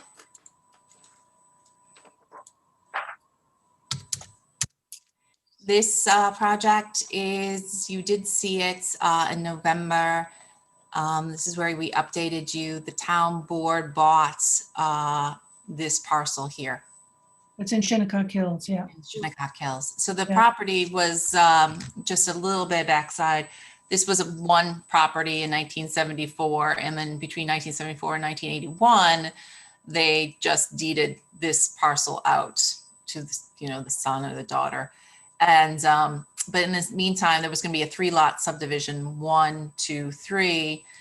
But in the meantime, the town board has bought this. So we're doing the waiver provision of the code. And this is the resolution to do that. 91,000 square feet. It's a good size. Yeah, it is. It's good. And then we'll have we wanted a trail through it. So now we have our opportunity to have a trail. So it's good. And so this is the waiver provision, and it meets all the requirements. And this is the reference to this plan. I'll show you the plan in a second. So the conditions are very few, just to get the plans ready for filing with the county. So I'm recommending approval using the waiver provision. And this is the lot that is now owned by the town of Southampton. Great. Okay. Very nice. Yep. Any questions? Motion. Motion by Dennis. Second. By Gloria, all in favor. Aye. Opposed, abstention, 7 in favor. Great. Okay, Jackie Fenlon, Edge of Woods, Parkside. Charles, could you please let in Blair Gaza? I believe she's here for this application. Say it again. Blair Gaza should be. Thank you. Or any Gaza. Or Marla. For Marla. Okay, so I think I'm not gonna say too much. I think you guys are all very familiar with this concept. But I did because you were comfortable with the subdivision waiver, I did prepare a resolution. It's a little hard to see, but I outlined what would go to the town in that dark green. So it would be the northern portion, which is 91,000 square feet. And the rest would be a development parcel. We already transferred the development rights to make this a full development parcel. So I noted that in the resolution. And again, this was the survey of the overall development section. So this light green portion of lot 8 is to be dedicated to the town. And pursuant to 292-44B1, you guys can waive subdivision regulations when you're creating two conforming lots and one is going to go to a public entity or a non-for-profit. So this is the resolution. Would you like me to read through it, or I pretty much just described what we've done? The conditions on it. Summarize. Summarize and then go to the conditions. Sure. 292-44B1. I just stated that we have a development section approved and just went through the amendment dates. I provided that section in the resolution, just as the actual provisions, just so you know. So this is that they conform with zoning, and that we're creating a preserved parcel. Therefore, it can be exempt, and it will not create more than 2 lots. We did receive referral from the Trails Advisory Board that supported this dedication in this subdivision, so I put that in there. And there was that agreement that the Trails Advisory Board would remove the trail along Broadway if the town received the deeded portion on the northern lot. So I thought that was important to add in there too. Yes.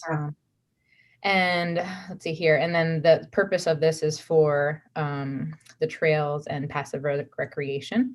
I also made a finding that although this is in the CR 200 zoning district, old file maps allow for 30,000 square foot parcels. So the remaining parcel, when we subdivide off the 91,000, is still going to conform with that. So I made a finding regarding that. So if there's ever a question with that, stated the development right that we did, that we issued in October, and basically that this complies with 292-44B1.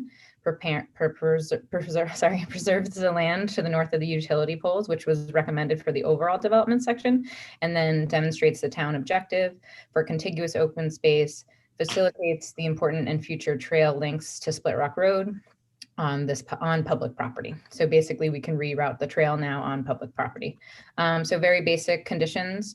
Submission of the subdivision map pursuant to 292, installation of monuments to delineate the open space, approval of the subdivision by Suffolk County Department of Health, standard notes, and submission of 4 Mylars and 10 paper prints to be filed with the Suffolk County Clerk's Office. Well covered, Jackie. Any questions on this? It's just, is there anything that has to say that the town board will accept the I thought I put that in there, but you're right, Gloria. Let's see. Gloria, can you repeat your question? I didn't hear it. Oh, I said, is there something in there that says that the town will accept this property deeded to it? You know what, Gloria, that's a very good point. I actually had it in there and then I deleted a lot of other conditions from my template that weren't appropriate. I probably deleted that by mistake. So I will add that in there to submission of the open space deed to the town attorney's office and then acceptance by the town board. Yeah, thank you. That's I actually had it in there. But the language I was thinking of, but I didn't articulate it very well. Yeah, so I'll put town attorney approval and acceptance by the town board. Standard protocol, thank you.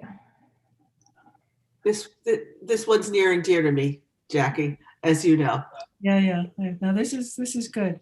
Blair, do you want to say anything or can we take a vote? Hi, sorry, my baby with me.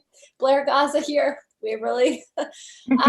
No, just that we submitted a deed a few days ago for your review. So hopefully Okay, everything so we have that.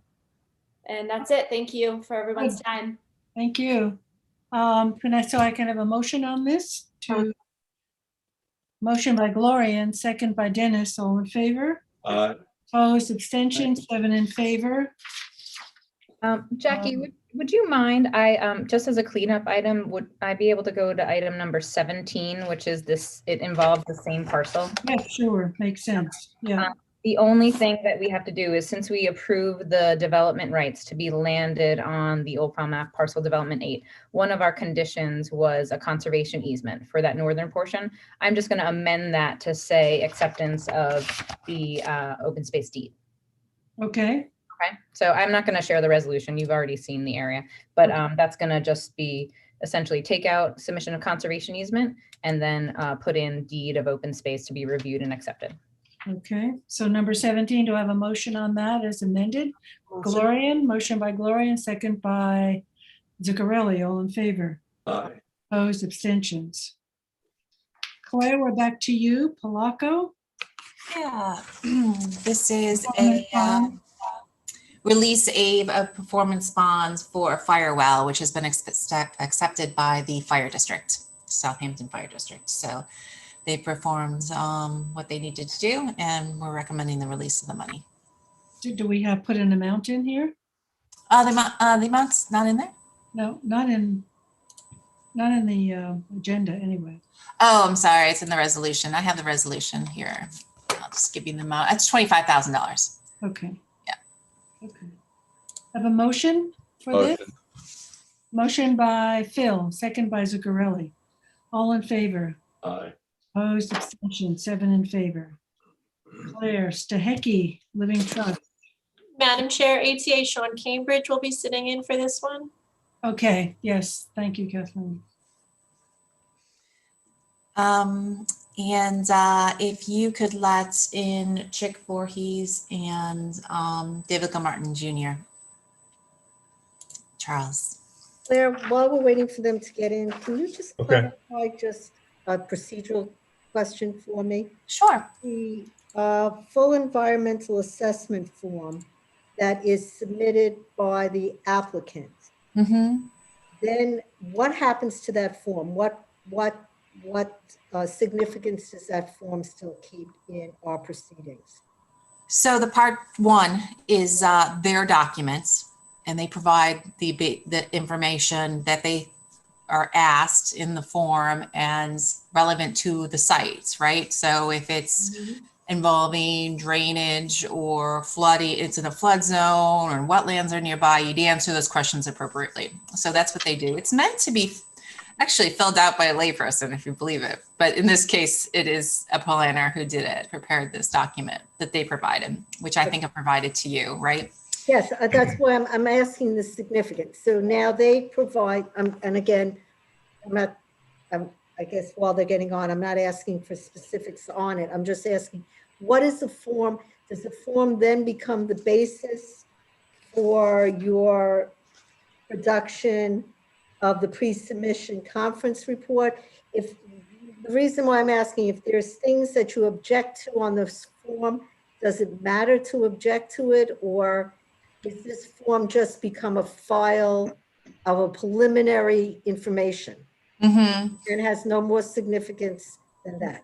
Right. On our own significance list, Rob. That's their chance to address some items. I think we're beyond that in terms of they're not providing enough information. But, you know, in lots of instances that you reach a negative declaration and they've answered that there's 24, trips generated, that's your basis. And so I do say, and I hope I say that, we reviewed the EA of part 1, part 2, proposed to develop the part 3. That is your basis of your determination in this case. Okay, so that I can really put this aside with security, even though I might not agree or have issues with what's here. For right now, I can put this aside and not deal with it. Right, exactly. Okay, thank you. Yeah. Chick is, hi Chick, is Hi, Dave, good afternoon, Jackie and board members. is David here? Sideways. Is David here? Is my screen okay now? Now you are. Before you were sideways. Yeah, I know. He's sideways anyway. I've heard of bouncing Very off the sideways. walls. Thank but- you. Thank you, everybody. And we're waiting for Dave All Gilmore. true. Do you think Dave's going to join us, Chick? It's just going to be me today. Okay. Oh, good. So then we can proceed. I think Claire? we've covered so much on this, so I'm here to answer any questions, but I think the report speaks for itself. I'm suggesting that maybe we do it in 2 parts. I did have one resolution for both actions, but maybe do the adoption of the pre-submission report first, because that's very straightforward. I'll just review it with you quickly. I changed one note on it. We'll adopt that, and then we'll get into the secret determination. Okay? Yep. Let me get back. Oh.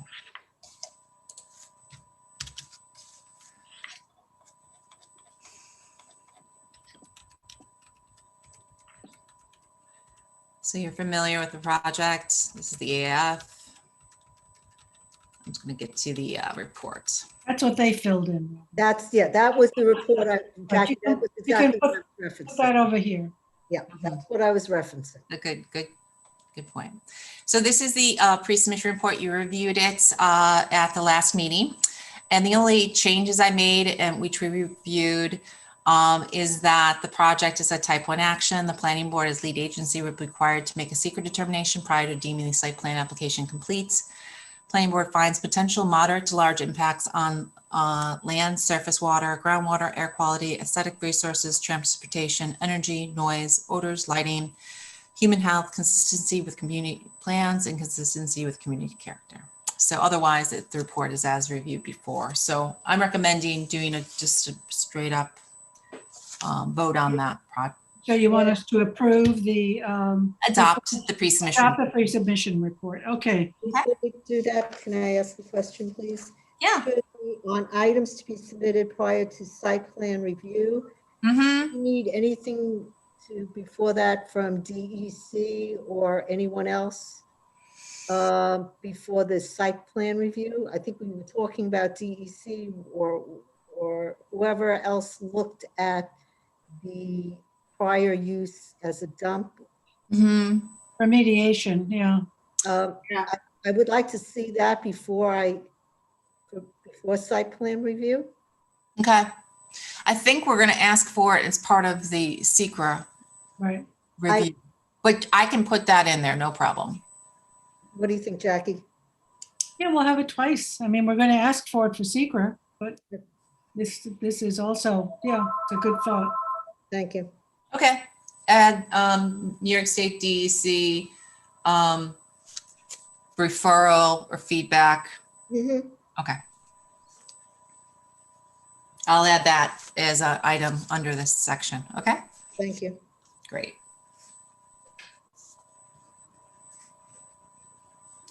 Do you want to consider the adoption of the pre-submission report? Well, I don't mean to speak for Craig, but this is such a complicated application.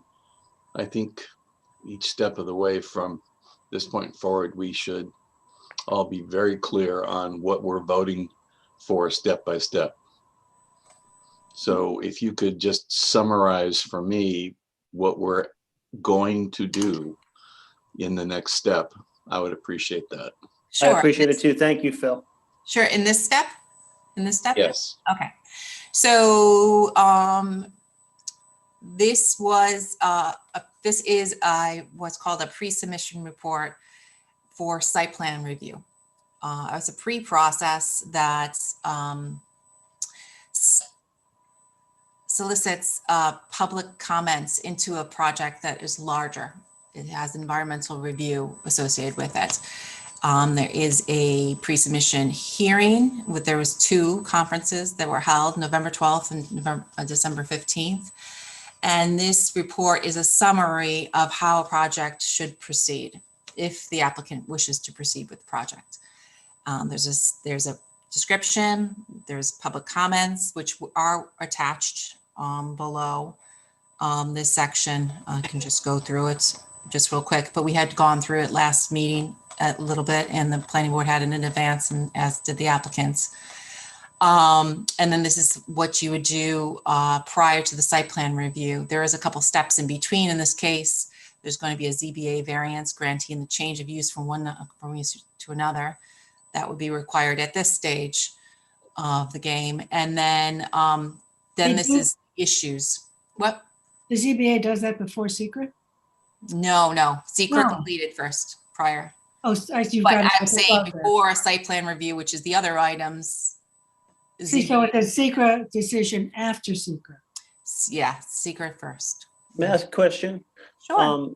Going back to number 3, item number 3 of our agenda, where we spoke about pre-existing non-conforming usage, possibly going to the town board, because this application was filed prior to that. Would this file be exempt? That is, it's unknown. It is an unknown that we don't know, that the planning board does not know as of now. Okay. So that could be designed that way, it could be designed to make it exempt or Captured. subject to. So that's something that fortunately and unfortunately, the planning board reviews what's in front of them. Okay. Whether it's something that might be relevant to something that the town board might legislate in the future. Claire, do me a favor and say ZBA decision after secret completed. Just Of course, yeah. And just going further with Phil's point, which thank you, Phil, for bringing that up. What clock is now ticking at when we review this and approve it? If we approve it, what clock starts? The adoption of the pre-submission report is valid for 1 year. And any clock starting against us for any action? secret. Don't, Yes. after secret. There is SECRA. At this point, SECRA is the next point. Do you want me to finish this or no? Oh, okay. It's really not finishing anything more. This is just the issues that the planning board has come to their attention or upon the review of the application, the issues that they have with the project. So you're seeing this for the first time, or I think you did get a copy of this ahead of time, hopefully. Where is the DEC in this? I mean, I know I read all this, but it was like a week ago, so. The DEC is mentioned number 4 with the existing composting facility. And then there is obviously DEC involved with anything with the old landfill. So that would also be relevant to this project. Are we asking, we're saying we haven't received any information. Are we asking for it? Planning board asked on the record several meetings ago for information from the DEC. And that's why the next step in going through SECRA, once we deem an application POSDEC or NEGDEC, then all of that information is required to be submitted. And I believe that's when the clock starts, right, Claire? Or not? Okay, so let's talk, we can talk about SECRA now, which is that you will make a SECRA determination today with the part 3 in the information. I'm recommending a positive declaration. The board will vote. Then it is up to the applicant to prepare a scope document and submit it to the planning board. That's when timeframes. That's when timeframes kick in. You have to either accept the scope that they submit, or you have to develop a response scope. There's a public hearing component to it, a public component to it. Doesn't have to be a hearing, but you usually do that. And then it has to be adopted within 60 days of receipt date. So if it's tomorrow, you'll have 60 days from tomorrow to prepare a scope and adopt it. Otherwise, their scope becomes the scope for the project, for the DEIS, the draft environmental impact statement. So do you understand that? So this pre-submission report is really a report on the 2 hearings. It lists all of the public comments. I think there are 3 pages of public comments. So it's a record of essentially where the application is now. The next part that we're going to review is what Claire went over 2 weeks ago with us. All of the impacts, whether they are small, moderate, or large. And then based on our responses to that, which we did 2 weeks ago, we'll do a POSDEC probably, because most of the impacts were large. So by approving part 1 of these 2 parts, we're essentially saying we understand all the issues that are involved and we're going to move forward. We're identifying that there are issues with the project, yes. Okay. You are the planning board is identifying that there are issues with the project, yes. Citing any codes, citing any regulatory, which is fine, good that we note that, any agencies that might be involved. But there is more agencies than just the DEC, but that's a big one because of the potential contamination on the site. So Can I, going back to number 4 again, I'm just can't be. Robin, could you speak up? For some reason, Sorry. you're low today. Okay, going back to number 4 again, It says the decision is silent. The planning board has requested a copy of any DEC permits. I'd also like a copy of any reports that were done by the DEC. Okay. And any findings that they had. So really, I'm looking for their file on this property, not just during the composting, but historically on this property. I don't want to limit us down, or somebody's going to show me a permit and that's all I'm going to get. I'd like any historical reports, permits, findings by DEC or any other state environmental organizations. I don't know who else covers this. If the feds have anything on this, we just have nothing. I'm just worried about limiting language. Your pre-submission report, again, is a guide. You know, this is your statements at the bottom of it, that new information, this is not limiting.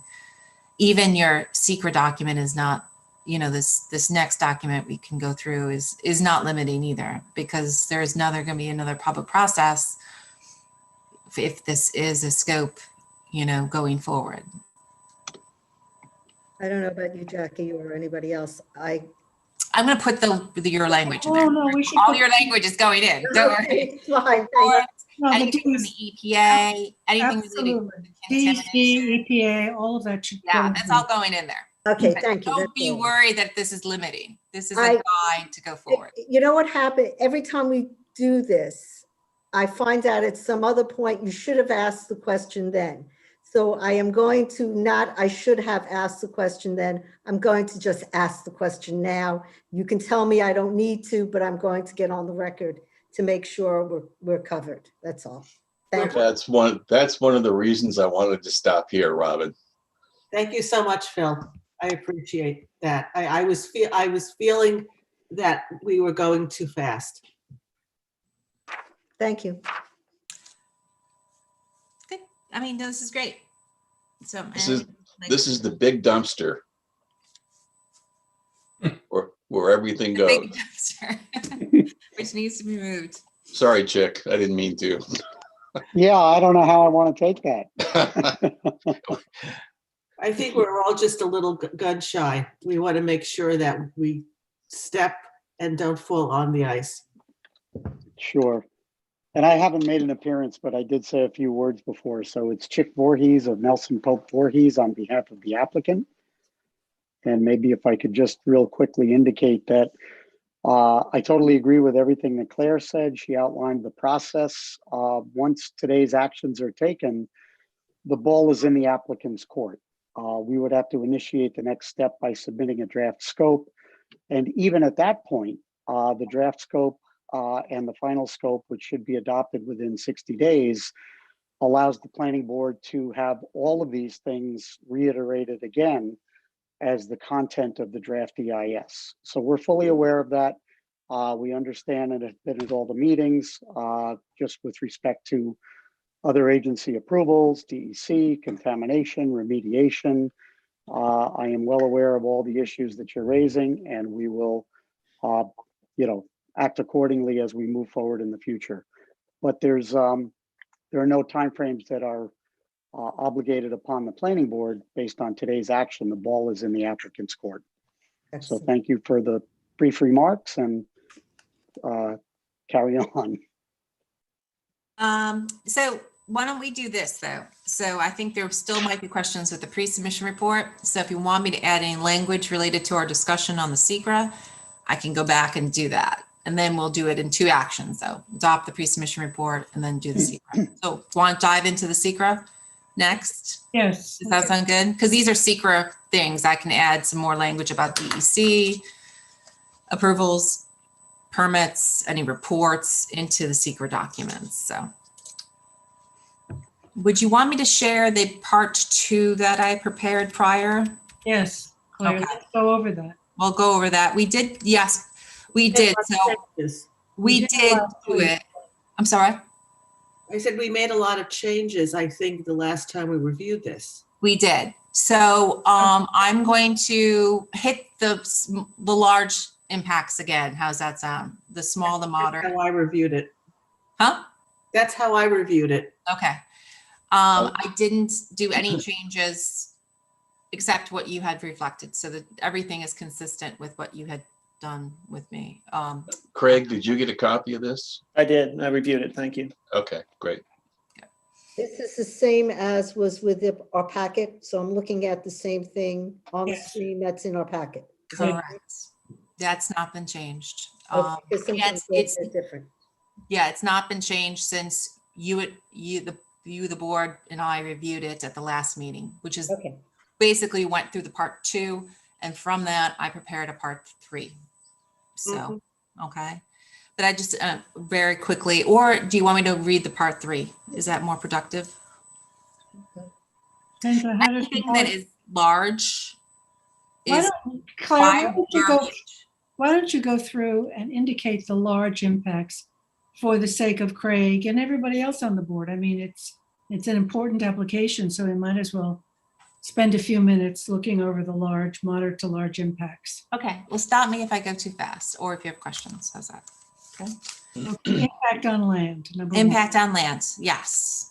And so these are our small or to moderate impacts.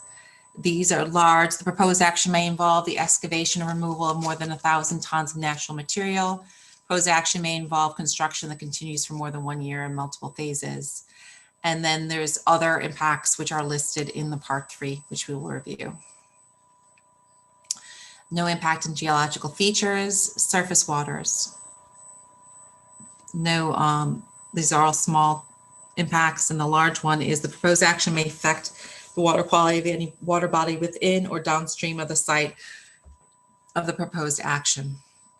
And again, I've said large impact on other impacts, which will be discussed under the part 3. Impact on groundwater. May result in new or additional use of groundwater or may have potential to introduce contaminants to the groundwater or aquifer. The proposed action may require new water supply wells or create additional demands on existing water supply wells. Water supply demand from the proposed action may exceed safe and sustainable withdrawal capacity rate of the local supply or aquifer. The proposed action may allow or result in residential uses in an area without water and sewer services. Proposed action may include or require wastewater discharge to groundwater. And then this is, the rest of these are small to moderates. What is F referring to? Petroleum or chemical products over ground? Is that fertilizer we're talking about or building materials? I think it refers to like a fuel storage facility would be the first one, or an amount that would be in excess, which would need an extra permit from the DEC, the health department. The chemical products, yes, it could be fertilizer, or other chemicals or chemical plants. All right. Yeah, I don't know. I mean, sometimes there's storage accessory to some of the uses. Do you think we should get more questions? These are not addressed too. We could put that as if you want more information.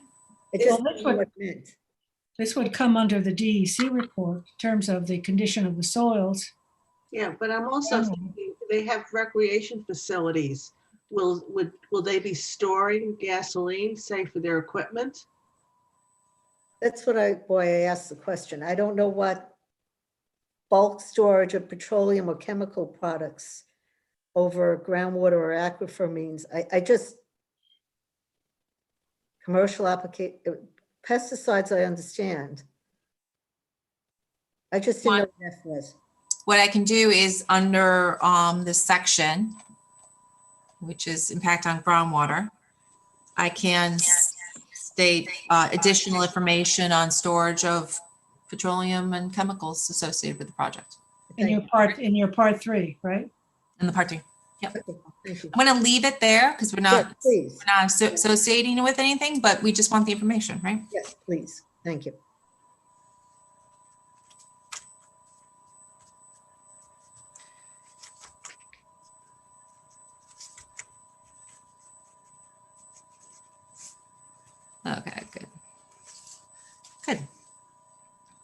And then there's the part 3, there's going to be more discussion. There's more items under that. Impact on flooding, you had not identified anything to date. Impact on air, you had some questions related to this, related to the traffic. So there's some language under that on the part 3. So the part 3 is a narrative, right? Right.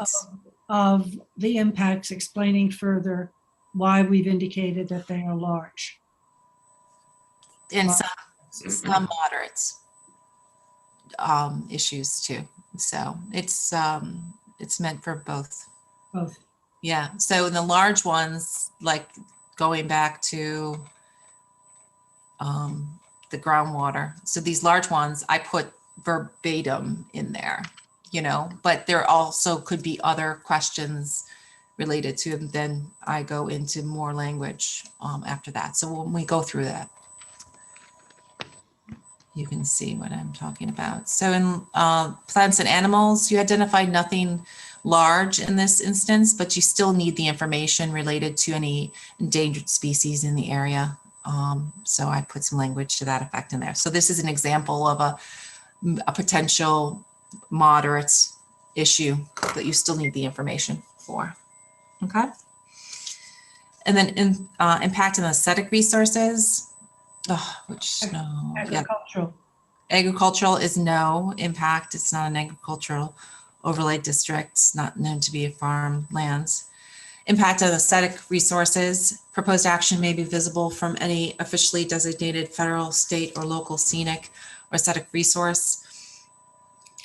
These could be small to moderate, and there's more language to that effect into the part 3. No impact on historic or archaeological resources as identified during your discussion last time. Impact on open space and recreation. This may be small to moderates. There is an immediate open space parcel to the east. And then impact on critical environmental areas. No, it's not technically in a CEA, though it is adjacent to a CEA, the Aquifer Protection Overlay District. And then impact on transportation. You identified projected traffic increase may exceed the capacity of existing road network. So moderate to large. And then there's more explanation and information required and under the part 3. And then impact on energy. The proposed action will require the creation or extension of an energy transmission or supply system to serve more than 50 single family or 2-family residences, or to serve a commercial or industrial use. That was a large impact. And the proposed action may involve heating and or cooling of more than 100,000 square feet of building when completed. And the buildings, as I computed it, were greater than that. So that's moderate to large. This discussion, additional discussion under the part 3. Impact on noise, odor, and lights. The proposed action may produce sound above noise levels established by local regulations. There's questions related to that, moderate to large impact. And also proposed action may result in lighting, creating sky glow brighter than existing area conditions.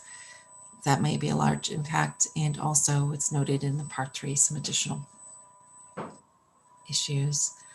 Impact on human health. The sites of the proposed action is concurrently undergoing remediation. That may not be accurate, but I think it's either going to happen in the future, or you know, it may be warranted that it should be being done right now. We just don't have, you don't have that information. So this is, I thought, was the most appropriate. Claire, we lost Chick. I think he needs to be let back in. Oh, okay. Thanks, Matt.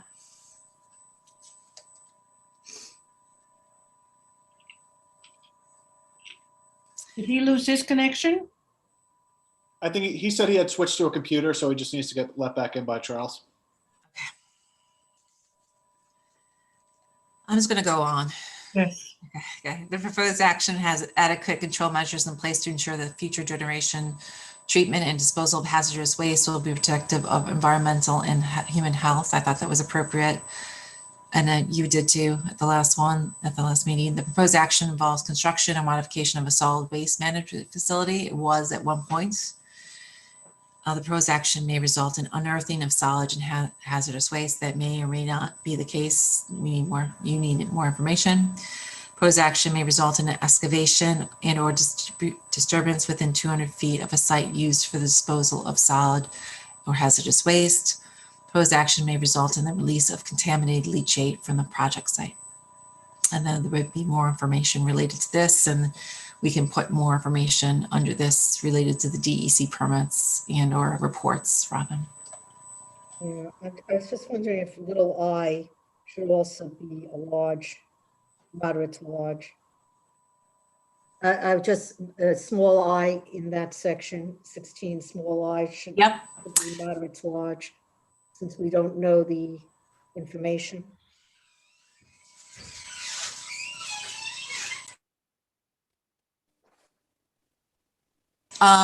It's up to you. You didn't identify it last time. Do you, obviously there's going to be more waste coming from this than the existing property. So do you want me to, does the board want me to change it to a large impact, or do you want me just to cite it underneath as a potential moderate to large impact or moderate impact? I think that would be a better idea. I mean, we have to have some comparison here between small to moderate and large. Okay. Do you think you want to just put it under as a moderate, but have it under as a question mark? Yeah. Okay. You add it in your part 3. Okay. I will add it in the part 3. That's acceptable to me. Thank you. Great.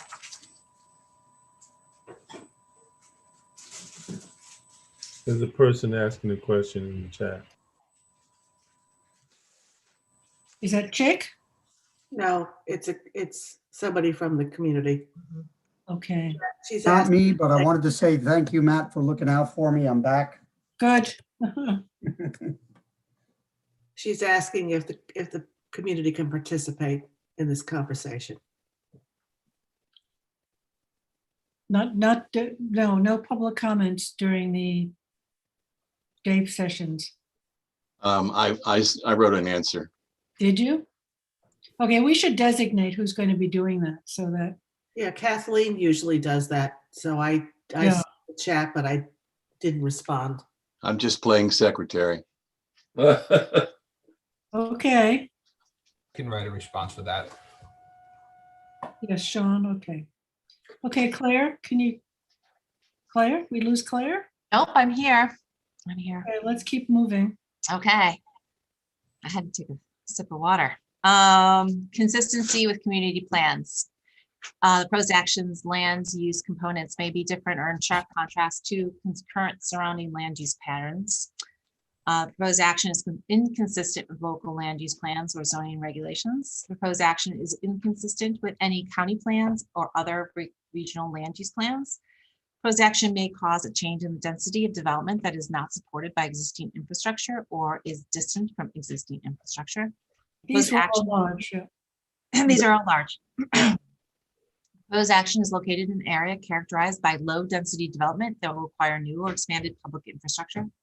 Proposed action may induce secondary development impacts, residential or commercial development not included in the proposed action. And there are additional comments we'll go over in part 3.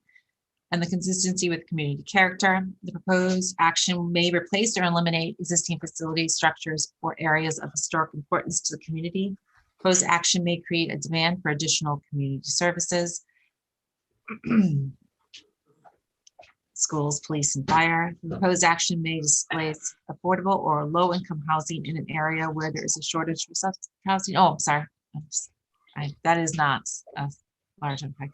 Proposed action may interfere with the use or enjoyment of officially recognized or designated public resources. That is next door. There is actually a trail next door too, which I've walked on. Proposed action is inconsistent with the predominant architectural scale and character. The proposed action is inconsistent with the character of the existing natural landscape. And there's additional that I've identified in the part 3. Do you want me to go through this then? I think so, Claire. Okay, so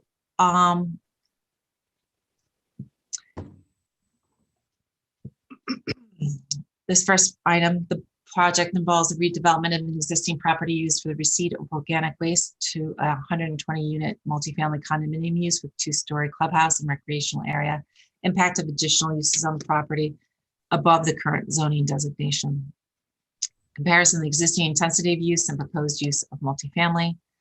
Construction phasing, construction plan should include, and there's some information for the construction plan. Discuss compliance with existing town zoning code and the variance relief required for additional use of the property. Parcel located across the street from the CEA, the Aquifer Protection Overlay District. Discuss this resource and how clearing the site may impact the resources to be protected. So this covers all of the large impacts. Right. In language. Okay. Right, exactly. So I'm going to skip over those, but I'll identify them. If I've already reviewed it under the part 2, I'll just identify it, okay? Yeah. So that's bullet for surface water. That's already been identified. And I go a little bit more in depth that the proposed action is located upstream from Fish Cove and North Sea Harbor. Information of the potential impact of the proposal on said water bodies. And then impact on groundwater. So the existing parcel is suspected to be contaminated due to its former use of a dump in the 50s and 60s. Suspected contamination may include oil, chemicals, and other noxious materials. No information on the suspected contamination remediation has been provided to date. Is that where you're going to put the DEC stuff in? That's definitely one place I'd put it.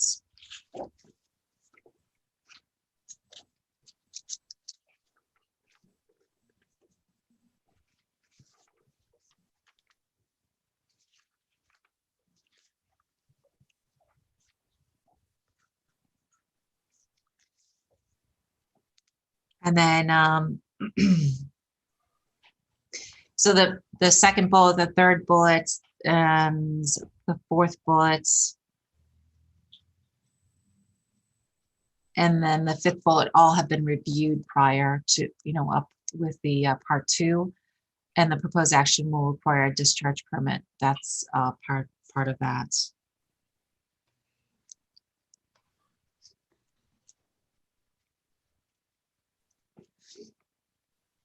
Information on conforming flow pursuant to the health department services regulations. The proposed project will require discharge permit and permits from the Suffolk County Health Services. That might be. What category is this, Claire? This is still groundwater. Okay. These are my additional comments under the part 3 for the other. Okay. Information on use of wells on site for irrigation, potential impacts of stormwater runoff due to the impervious surface area proposed on site, impact of swimming pool maintenance on groundwater, impact on application of pesticides, insecticides on groundwater. This is another place that it would be important to note the petroleum also. And chemicals. Yeah. And it's also going to be noted under human health also, but it'll be noted here.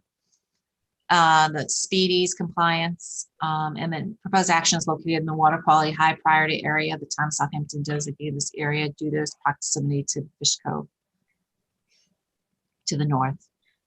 Impact on air. The proposed action will generate traffic over and above existing levels. The associated air pollutants associated with and increased traffic shall be analyzed. The plants and animals, this is a small to moderates, but we still need information on the clearing of the natural vegetation, any threatened or endangered plants and animals, inquiry to the Natural Heritage Program, identify any non-threatened plants or animal species found in the area, and impact of the application of pesticides and herbicides on plants and animal species. Aesthetic resources. So this first bullet we reviewed, and then the second bullet reviewed, and I just add some additional language. The parcel is located immediately adjacent to the town open space located to the east. A visual assessment of the proposal from the adjacent roadways and any mitigation to screen the proposed uses from roadway and adjacent properties. And proposed action is located adjacent to the Aquifer Protection Overlay District, which protects the natural vegetation and forests the east side of Major's Path. Planning Board has implemented buffers with development to the west side of Major's Path to retain the visual natural aesthetic. Analyze the clearing of the buffer from Major's Path. Open space and recreation. Proposed actions immediately adjacent to officially a local scenic and aesthetic resource. And then I note that the parcel to the east is town open space, discuss the open space requirement being met, discuss impacts on open space and recreation. Impact on transportation projects. We stated this already. And so this one also, information on existing levels of the use of property as an acceptor of organic materials, including types of vehicles, traffic analysis completed to adequately address the safety and capacity of the street system, including but not limited to Major's Path, the Straight Path, Mary's Lane, and Major's Path intersection, the Major's Path in Cove Neck Lane, and all other intersections within a 1/2 to 1 mile radius in relation to the existing and anticipated traffic generation. An analysis of adjacent intersection with the town of Southampton North Sea Transfer Station, field investigation and collection, including peak times, accurate seasonal counts, interior circulation and access to the entrances and exits. Do we need a separate section on construction transportation? I can definitely add that. Because I think that will be bringing in different types of trucks into the area, timing of that. So I would like that that would be part of the impact. Analysis of construction, transportation, circulation, patterns, number of trucks. Yeah. I mean, Straight Path is barely 2 lanes wide. So construction trucks could become a major problem. Mm-hmm. Yeah. I'll put that in there. Thank you. Impact on energy. Proposed action may cause an increase. I stated that. That's been stated. Stated that also. And then information on green energy measures incorporated into the project, including solar in the remediated area. Impact of noise, odors, or lights. So I've stated number 1, number 2, number 3, and number 4, I think, impact of noise during site construction. And then impact of noise during the occupancy of 120 condominium in an on-site recreational facility for 360 persons or more. Submission of noise study, impact of existing odors from existing legal operation of the facility. Proposed action may result in lighting, creating sky glow brighter than existing areas. I think I said that prior. Impact of outdoor and ambient lighting on the neighboring area from the parking areas and the recreational areas. Impact on human health. Proposed project may have an impact on human health. I stated that sentence, but I explain it. Potential impacts on human health related to the contaminants of old North Sea landfill. And this is where I explain the undergoing remediation, potential impacts on the remediation landfill, potential impacts on human health related to the contaminants relating from the mulching processing on site.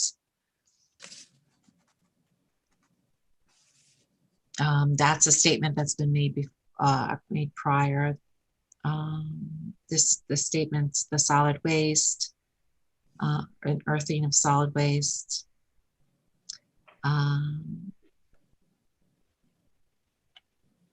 Escape to within 2,000 feet of disposal. Obviously, it's on the site. Proposed action may result in the migration of explosive gases from the landfill site. And then the proposed action may result in the release of contaminant from the project site. Potential impacts related to traffic and human health related to traffic impacts, including the impact on air quality. This is where I'm going to also add the solid waste that we talked about. Okay. Yeah, you might also want to go back in the impacts of noise, odors, that the remediation or excavation could also release odors. They might not be dangerous, but they might be odorous. Okay. So you might want to take some of those excavation or unearthing issues and put it into the odors section. Okay. Excavation and remediation may cause odors. Claire, when you stated in here that potential for not having enough water. Yep. So that goes to the Suffolk County Water Authority, and or if they had to drill individual wells, it covers both. And then the contamination issue would cover the individual well part. Am I okay with that? I'm just going to finish this one idea because Sorry. Okay, I got this one. And then you want under health? I was just saying, I know you've stated a question about having enough water. Oh, up on the groundwater. And so that goes to whether the Suffolk County Water Authority will have to drill new wells. Right. And if they chose to do individual wells, which I doubt they would, the issue of its potability. Right. Well, they wouldn't, right? No, Yeah. I don't think so. Yeah. But that is also, I mean, I do that the health department approval is required. What are the requirements? What are the flow? The individual wells have been contaminated in their area by the current landfill. And county water had to put new structure in to hook people up. So I just want to make sure that, I'm not sure it needs to be here, but it's here that it's in just within feet of a solid waste. Yeah, as we're you want to put some more language as it relates to the groundwater contamination? Do you want to state that? The quality of the water, the quality of potable water could be impacted by the prior use of a landfill.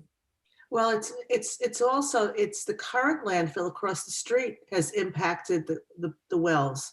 Yeah. I want to say impact of solid waste contamination on site or off site on groundwater. Yeah. Yeah, that's good. Thank you.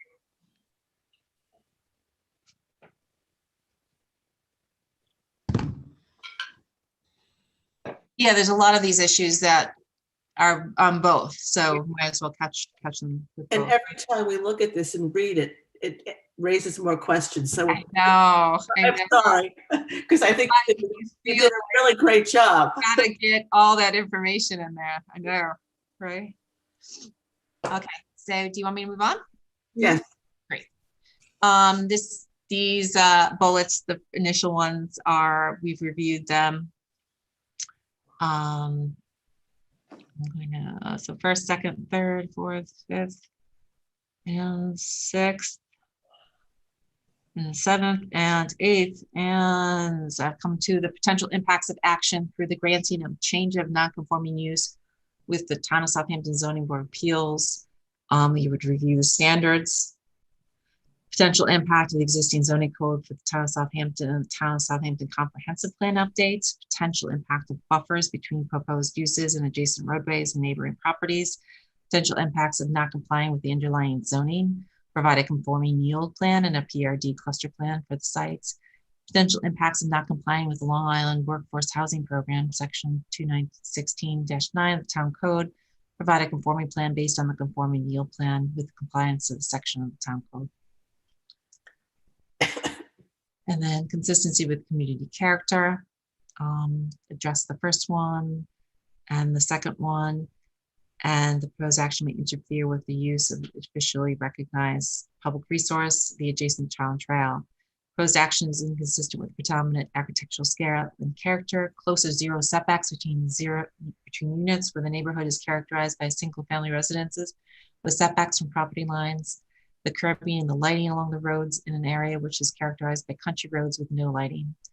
Proposed action is inconsistent with the character of the existing natural landscape. Proposed action will set an important precedent for future projects, impact of the density and intensity of the use on the surrounding area.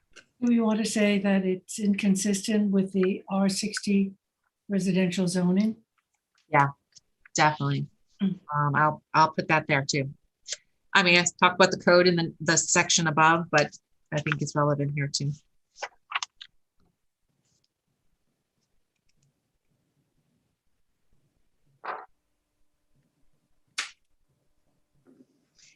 Should I add it to this part? Or should I put it on a new bullet? Put in another bullet. Okay.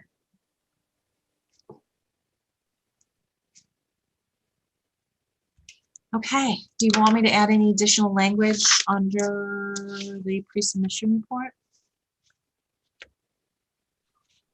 Not more than we. What comes next, Claire, here? What's your? So I'm recommending a positive declaration based upon this information that you've reviewed and added. And then I'm also recommending the adoption of the pre-submission report, probably first. Yeah, when would the public scoping take place? Once the applicant submits the scoping document, the draft scope document. Oh, okay.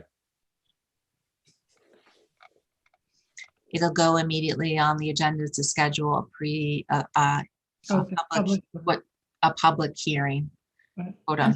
And then the public scope, I mean, it goes up to the public, right? Their scope.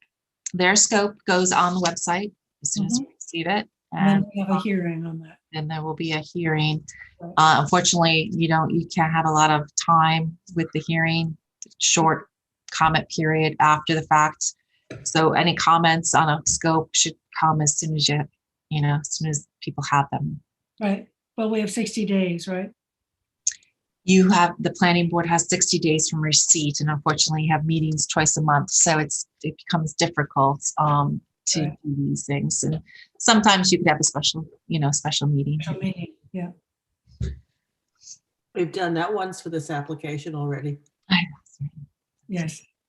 So, so you want two actions: to adopt the pre-submission report, right, dated February 11th with those and then to adopt the part 2 and part 3. Well, you're issuing a positive declaration for the project. Yeah, positive declaration. And that would be acceptance as amended. As amended with the additional information, and I'll send that to you. You'll send that to us, Claire.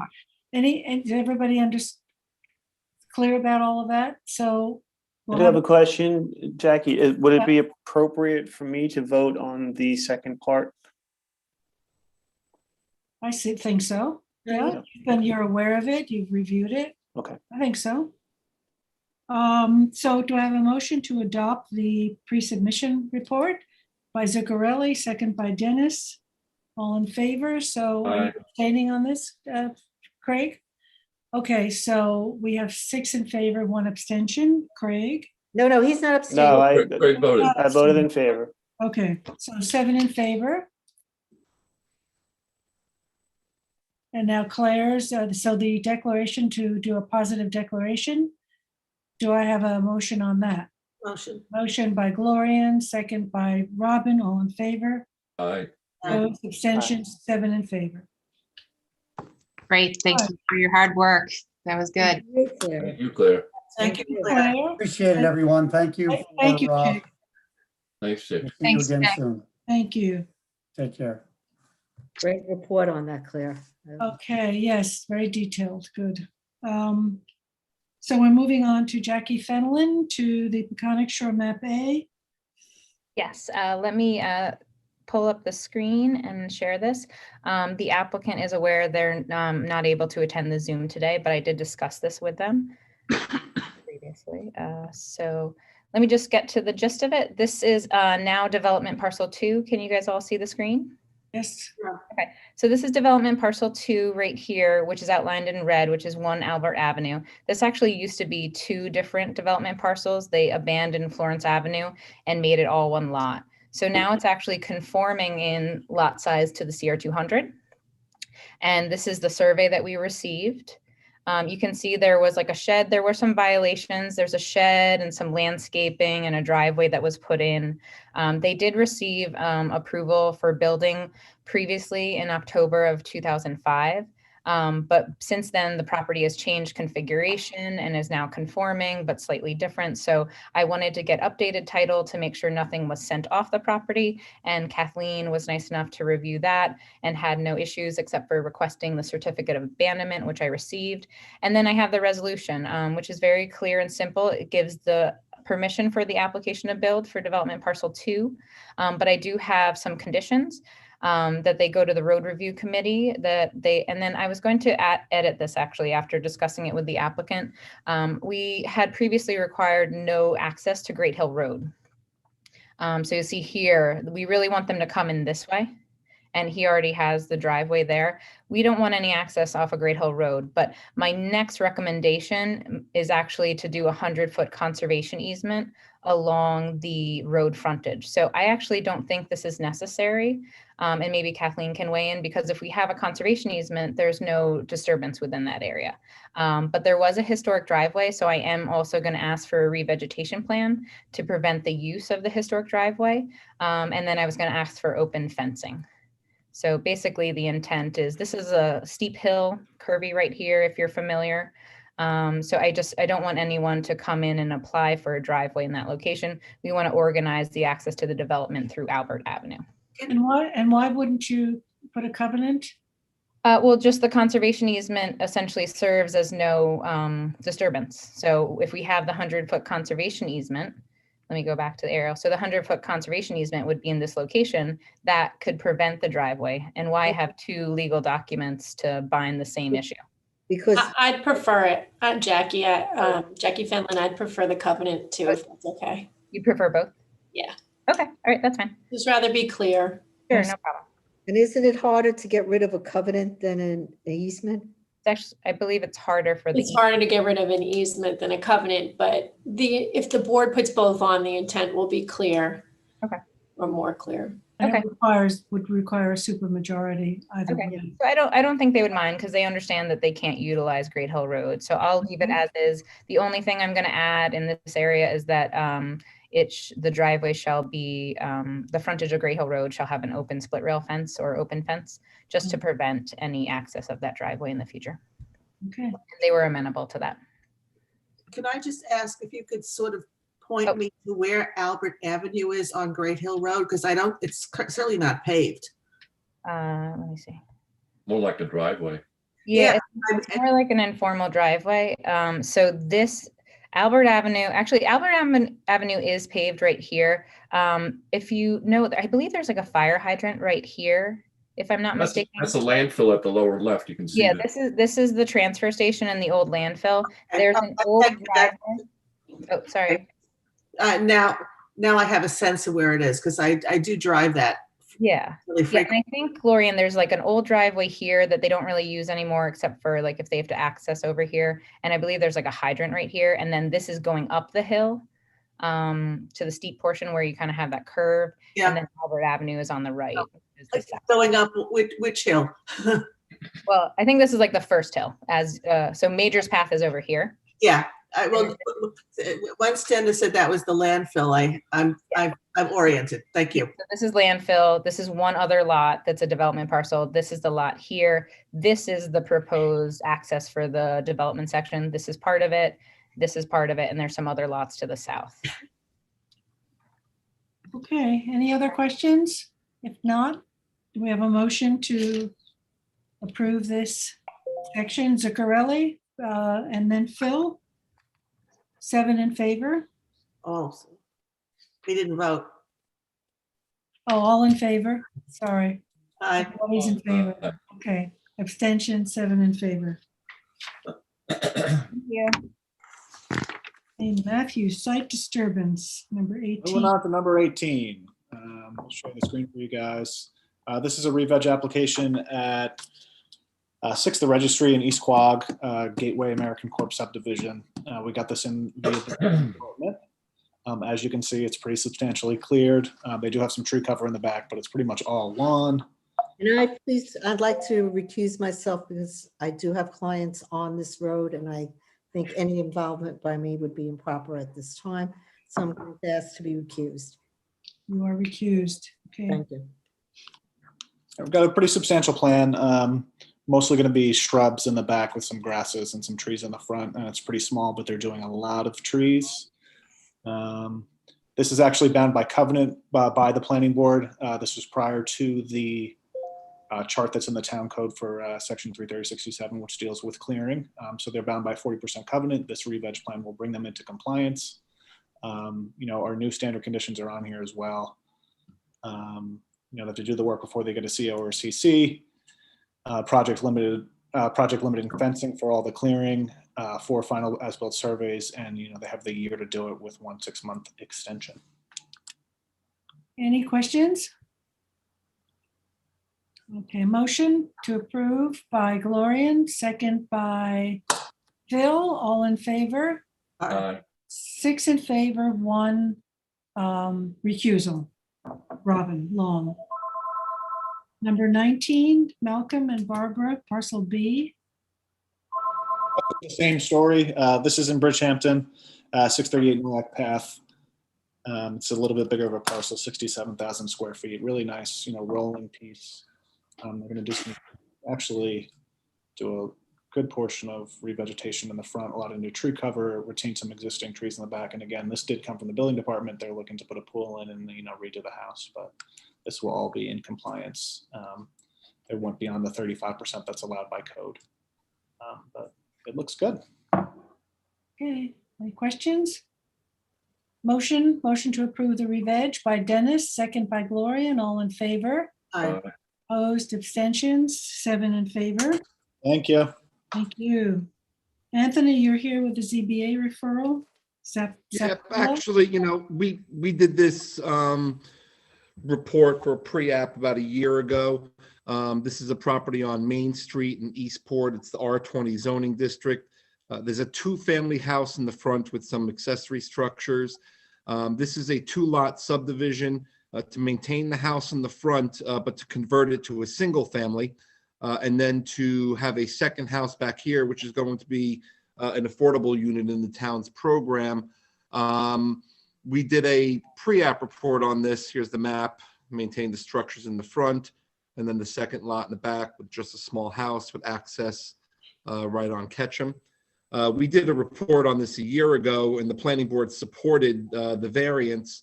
And now they're finally before the Zoning Board of Appeals. I attend the meetings now, and they just had the hearing, like we had when we reviewed it. There was some opposition, but not much, but some. But I put it on the agenda before I realized we did this pre-app report, but just really to remind the board that it was for affordable housing. So in this case, the planning board was okay with the relief that was necessary for this project. And per Dennis at the time, there was a commercial operation here. So we indicated that we would put in a notice covenant for all future property owners that there's a pre-existing commercial operation. But actually, it turns out we don't need to do an action. We're just going to send off the pre-app. I just wanted to remind the board of the nature of the application now that it's before the zoning board. So unless the board has any other questions, probably don't need to do anything. They want with relief, is that it? Yeah, they need some relief, lot area, lot width. But we got, there's a 2-family house on the lot to begin with.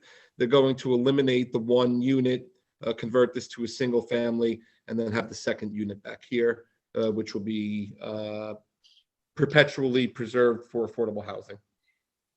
Okay, so there's no action on this? No action. Thanks. All right. Okay, Thanks, so Claire, you are the Grabeski. Yes. I'm sorry to Charles, but I have a long list of people to come in. If you could start with Ray Tobias. Okay. And Kristen McCabe. Okay. Guy Germano. Greg Reckler. Ethan Shukoski. Paul Going. Eric Men. Brad Griggs. Michael Kelleher. And Drew Renter. Are they, we know who Ray is. We know Guy Gemino, Greg Reckler. Are all the others with Reckler or with the traffic? There's 2 people from Atlantic Traffic and 1 from Bowler Engineering, 2 people from Amazon, and then 1 is from another person from Reckler Equity, Andrew Renter. Thank you.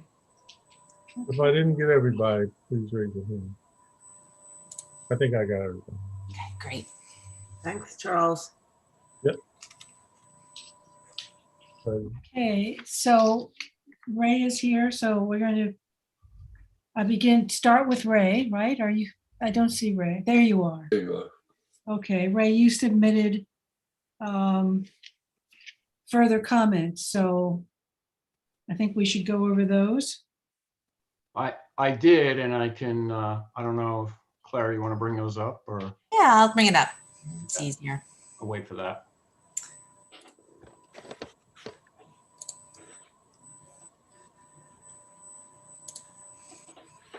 So February 5th. February 5th, the top part of the comment memo just summarizes the documents that we reviewed. And then beneath that are 6 comments, and I can just take you quickly through each one.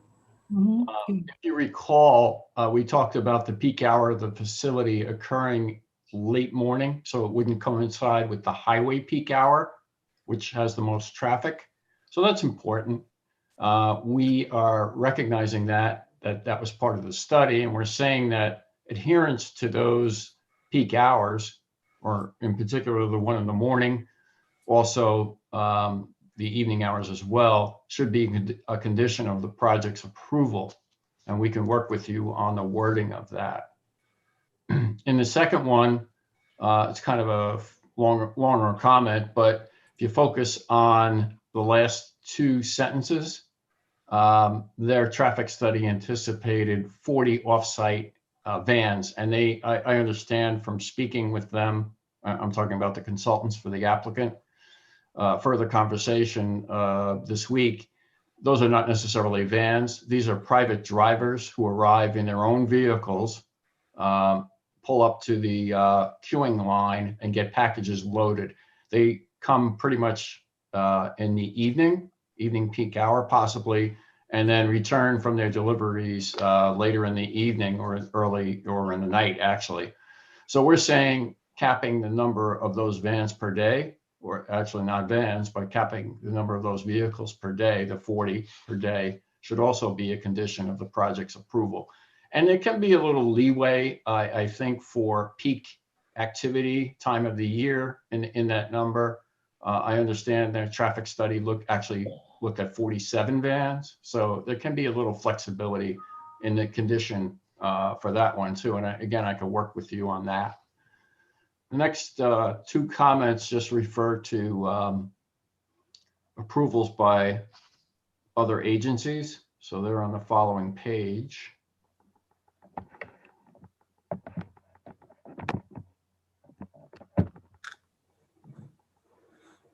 Claire, can you scroll?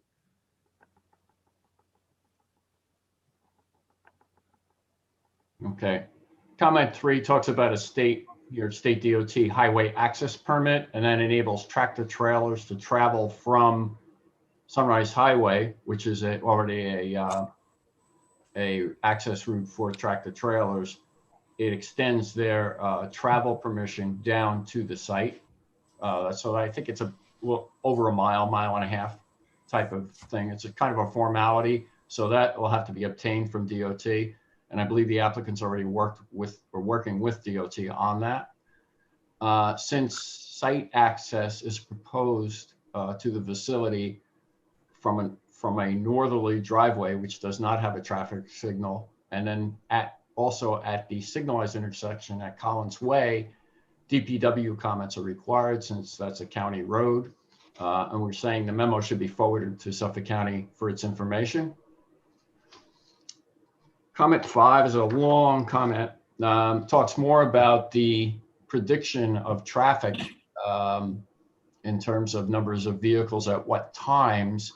And the idea in that is that we'd like to see, after the facility opens and is operable at full capacity for a while, and we're saying for about a year after its full occupancy, that the predicted numbers of trips and the times that they occur per day are consistent with the traffic study. So we're recommending that the applicant conduct a traffic assessment at that point in time, a year after the full operation capacity of the facility. And also, actually, they should address any complaints you receive up to that point regarding traffic conditions at the site. And the final comment is a bit of a long one. It's number 6 beneath that. Actually spills onto the next page. Probably the best thing to do is scroll all the way down. There's a sketch that goes with it. And I can talk about that. This is a sketch of the access to the major building on the site, which is just off the upper left corner. What you see there and north is to the top of that sketch. County Road 31 is off the left of the sketch. So you're looking at Collins Way in the intersection with Rogers Way, which comes from the top where that large dotted line is. There's an existing roundabout there that was constructed on county property. So access, if you look where it says Collins Way, there's a red mark through there, but access is proposed via a pair of existing driveways to the site. And those are actually stub driveways. There's just a portion of those driveways constructed. So the main employee parking area is the unshaded lot in the upper left of the drawing. So access is proposed in and out of that employee lot directly to Collins Way by the use of those twin driveways. On the south side, you see that there's an existing driveway, and that would be the exit from the, I believe that's additional van parking on the south side of Collins Way. If you are looking at Collins Way and you look at the roundabout and you're thinking that you're pulling out of that employee lot or from the south onto Collins Way, you actually, if you're making, let's say you're coming off the south driveway, which is existing from the proposed lot on the south side of Collins Way, you pull up to that intersection, you want to make a left turn to get out. That's usually where most of the exiting traffic is heading. They're not heading toward the airport, which is to the right. So they're making a left to get out to County Road 31.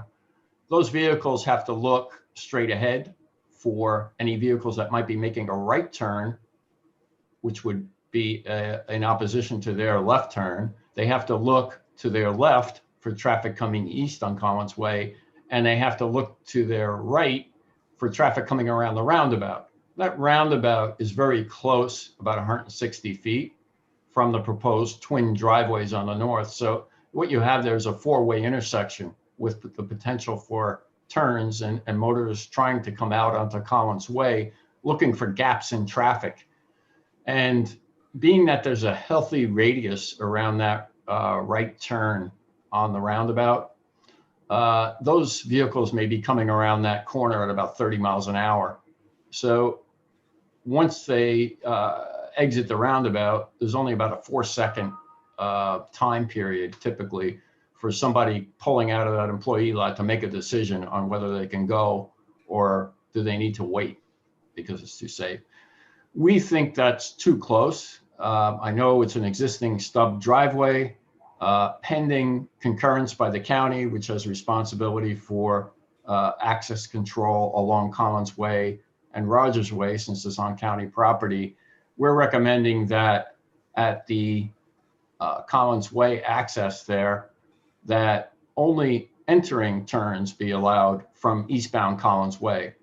So if you're coming off County Road 31 and you want to get into the employee lot, you would make a left turn, you'd be able to do that. We think that any other turns should only be right turns from the south, from the existing driveway. So anybody coming from the south should make a right turn, go around the roundabout. If they're looking to make a left turn to get out, go around the roundabout, halfway around it, and then come out on the other side. It's not going to take a very long time to do that. I mean, we're talking probably half a minute, 30 seconds to do that. So it's not a tremendous time increase to do that. And we're also saying that the exiting traffic for safety sake, really for safety reasons, the exiting traffic from the employee lot should combine with the traffic entering the van storage lane or exiting the van storage lane once they've picked up packages. So that's the shaded dotted area in the center of the drawing. The exiting traffic from the employee lot, represented by a red line there, red arrow and a red lane, should combine with that traffic. So any traffic exiting the site that's due to the site should really be combined off the roadway to optimize safety, and rather than have two separate exit points onto the road. So it's a long-winded explanation, but really feel that this should be the right way to approach this, and that was the recommendation. Any questions from anybody that I can answer? The two recommendations: construct a raised island. You want to go over your two recommendations? Yes, the raised island is represented by the at the bottom of the sketch there, by that heavy, yeah, that's it. That's the raised island. So that would prohibit left turns coming out of the employee lot and also coming from the south. So everyone coming out would have to go right. And anybody coming onto Collins Way at that point has to make a right turn. And as I mentioned, anybody coming from the south would then have to go around the roundabout, or further south on that in that area, there is a connection to Collins Way. It's not really shown there, but it's at the south end of that existing parking lot. So there is an option, really an option for traffic for the existing facility south of there, whose parking lot that is, to come immediately out onto Rogers Way and use the roundabout. It's really safer to do that than to make a left turn at Collins. So that's the purpose of the raised island. You had mentioned capping the vehicles at 40. So it'd be 40 vehicles leaving, 40 vehicles returning on a daily basis. Is that correct? Actually, it's just 40 vehicles, if I understand it correctly, 40 vehicles picking up packages, delivering them, they don't come back. That's correct, Ray. They Yeah. don't come back. And They don't come back. Who monitors that, you know?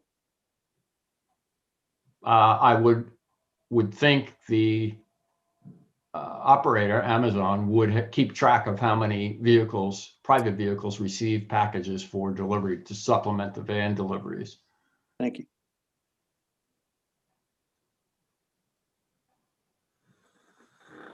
Any other questions? Ray, I do have a question. In that it sort of parallels this. We had gotten a letter from a resident of the village of West Hampton Beach, which I had requested be forwarded to you. Did you receive that? I did. Okay, and I wondered, my one concern here is that we've taken into consideration the Bosey School, which is directly across from the entrance of the Reklo Grabeski site, with school buses, teachers, and parents. And I wonder if that was taken into consideration in terms of traffic impact. That was not, I don't believe that was specifically identified in the study, but there were traffic counts conducted in January at the site. So I'm not sure if that school was operable at that point. Well, this is a request that we not overlook that.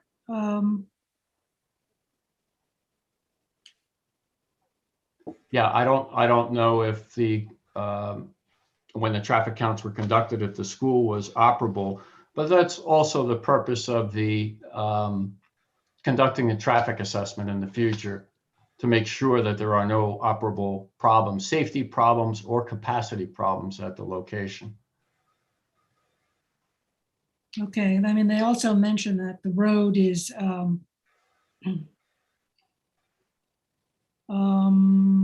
the road to Riverhead, which is the only road to get to the hospital. I mean, that is the main road to get to the hospital in Riverhead.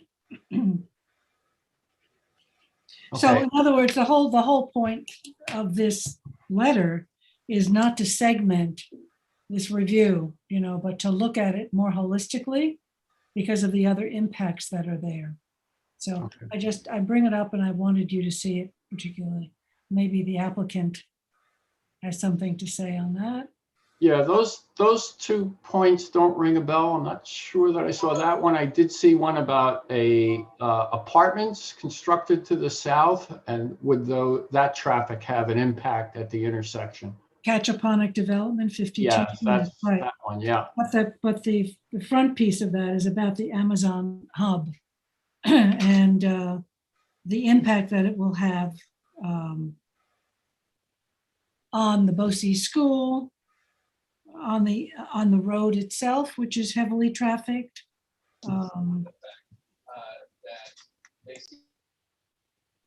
The business and computer traffic between West Hampton Beach and Riverhead has the closest hospital for injured and ill. So I thought it was a point well made that in looking at traffic here, that we don't eliminate those impacts. Right. And, the assessment should take that into account and make sure that the counts in the future, when the facility is operating, are taken at those time periods to pick up that information or potential counts, traffic counts from the school. Would you recommend that we list that in our report, that a future assessment should take into consideration? I think we can actually, list that as a thing to take a look at. We could actually possibly talk about some of the time periods and list the suggested time periods to conduct the assessment. I think that would be appropriate. Good, thank you. Ray, I have a question. I'm somewhat familiar with that schooling area, and my wild guess is you're looking at 200 to 300 students. And that facility's been there quite a while. Yes, yes. I'm guessing, 15 buses a day, and several of them are parked there all day. And also down that road on the other side is the Coast Guard housing project. And, morning and night, people leave there going off to their military duties, not only at the Coast Guard station, but the air base across the highway. Mm-hmm. So this is on the other side, Phil. Right. Yeah. Yeah, regarding BOCES, I don't know what the hours are, but if it's in the morning peak, it's not the peak for this facility, or it's not identified to be the peak for this facility. So they would not have much of an impact in the morning peak hour. In fact, they have almost, their estimate is almost zero traffic in the morning peak hour. So, I'm not sure exactly what the hours for the school are, but as long as they're not later in the morning, it shouldn't really be a major impact in the mitigation that we're proposing. But you have the option of, going back in the future and having an assessment, going out and looking at all types of capacity and safety issues along County Road 31 and on the roundabout, all around the perimeter of the site. I think that's what we're asking for, that we can't just isolate it to the warehouse facility, but because all of those additional vehicles will have an impact. And then you have the BOCES. I didn't realize there were 200 to 300 students there. So I think we have to take those into consideration in some kind of an assessment in order to do a thorough traffic analysis. Yeah, I mean, the count did occur in January when school would have been back in session. Not No, not during COVID. Probably. Well, I'm not. I know that there's some hybrid going on. So I agree in the future with a full occupancy of the school. So when would we do that?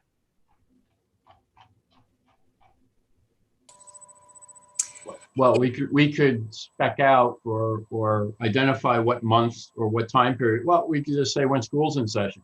Ray, when the original project was going up, there was a traffic study made. Did that traffic study include the BOCES school? Because the school has existed for some time. So there might be some baseline information in the original traffic study regarding the BOCES school. If it was never considered, then I would be even more concerned. So can we look at the old traffic study and see if it considered the BOCES school?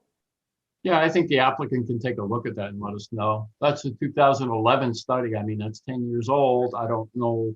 Oh, the school's been there many years. Yeah, I don't know if the occupancy of the school is the same. Well, it give you an idea. It would Yeah, start with. I think they should take a look at that. Yeah, I'm sure if you called the school, they'd be happy to tell you how many students they have. And the other kicker here is that, and I guess it's not going to be huge, but most of these students are of an age where they're driving and they drive to school. They don't take the school buses. So there's another factor. Well, then the school would definitely have data on that. Right. Dennis, did you want to say? Yeah, I just wanted to check to see if Ray had any experience with placing limitations on peak hours and practicalities of the municipality, doing this.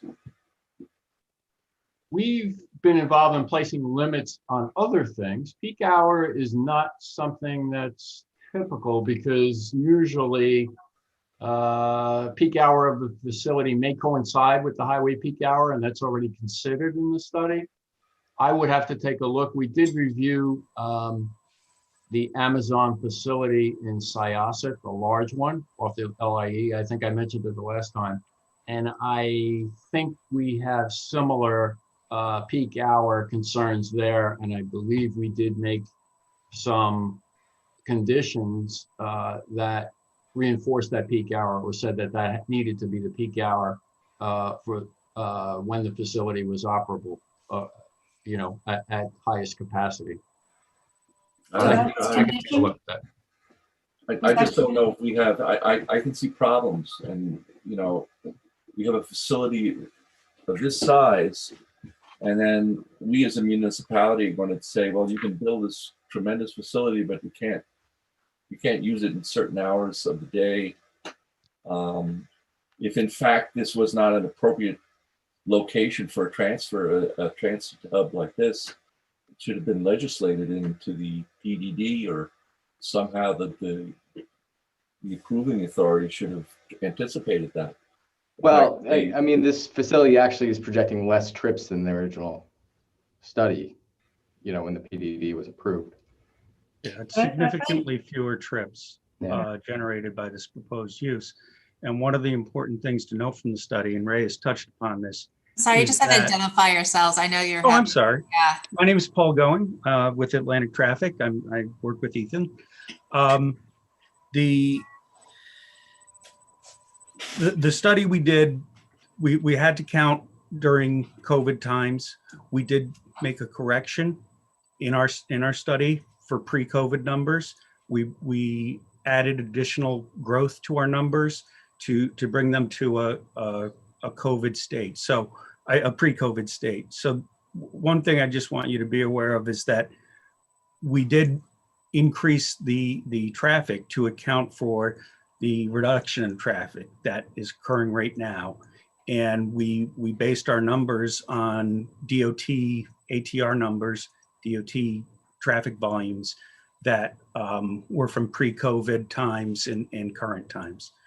The other thing is that the use is contemplated in the business center.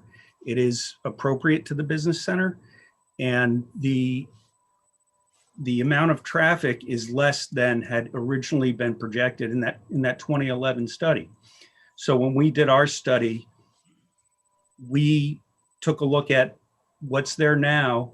We didn't assume any background development within the business center that is not there. We took the current volumes and we compared what the Amazon traffic, I'm not sure if I'm supposed to say Amazon, but we compared the Amazon traffic to what's there now. We found no impacts. We found very good levels of service.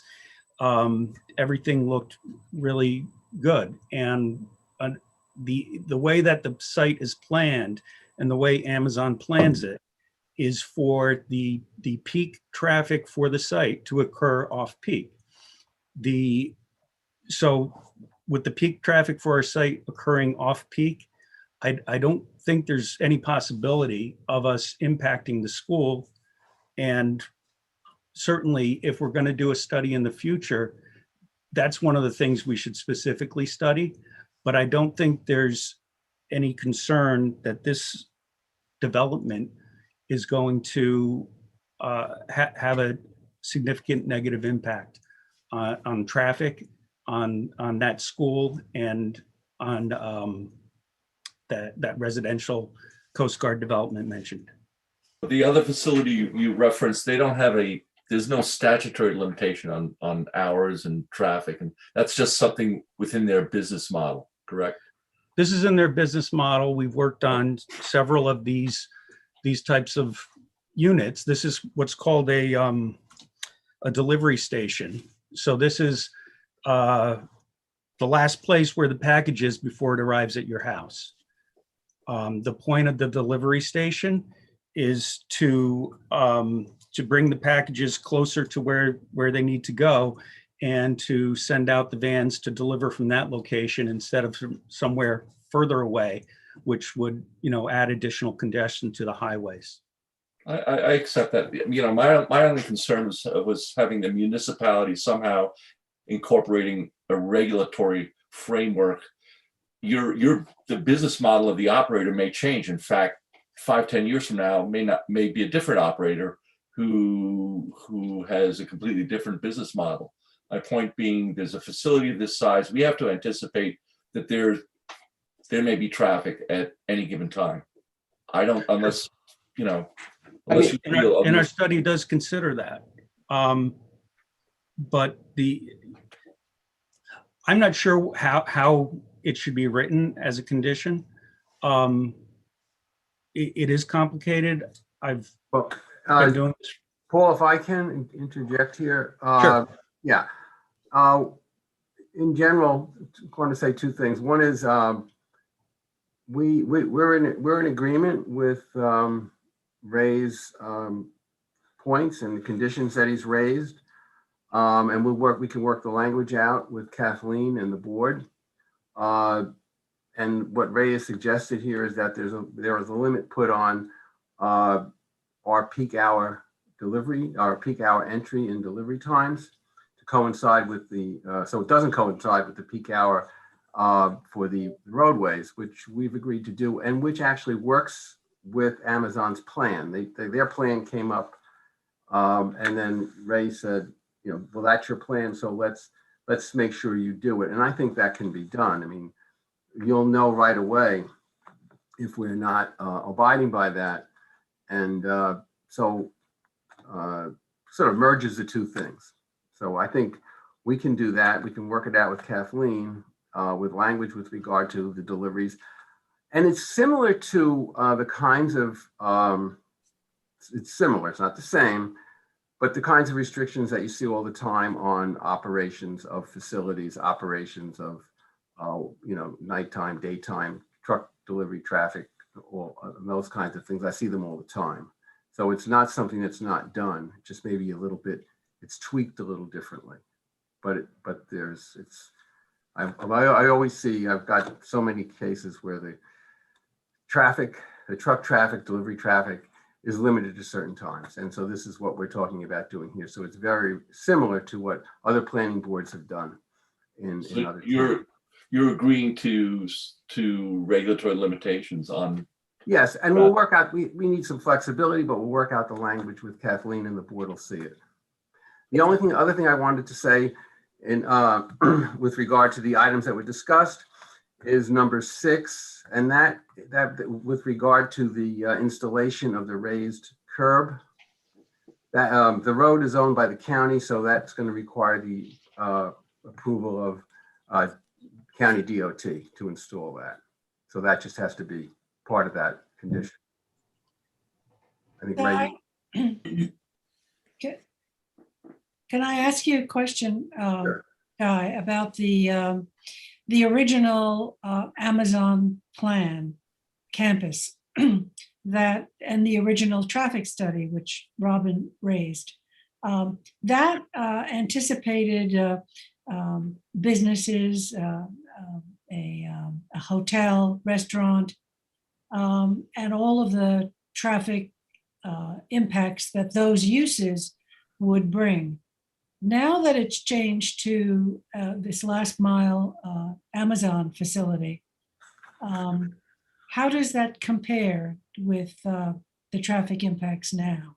Because it was Oh, not that- anticipated. Yes, I mean, Eric and Paul were addressing that.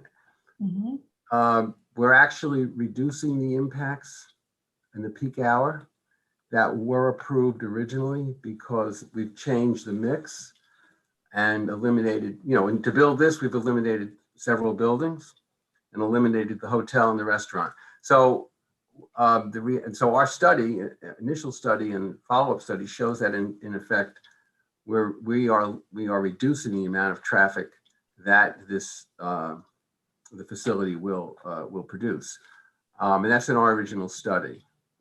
We can speak to that again. There was one thing. The other thing I wanted to say, and it's a request as well, and it sort of segues into what we're talking about here. We haven't yet been able to present our site plan and our project to the board at a work session, so you'd see the whole thing. So you're seeing little bits and pieces of it.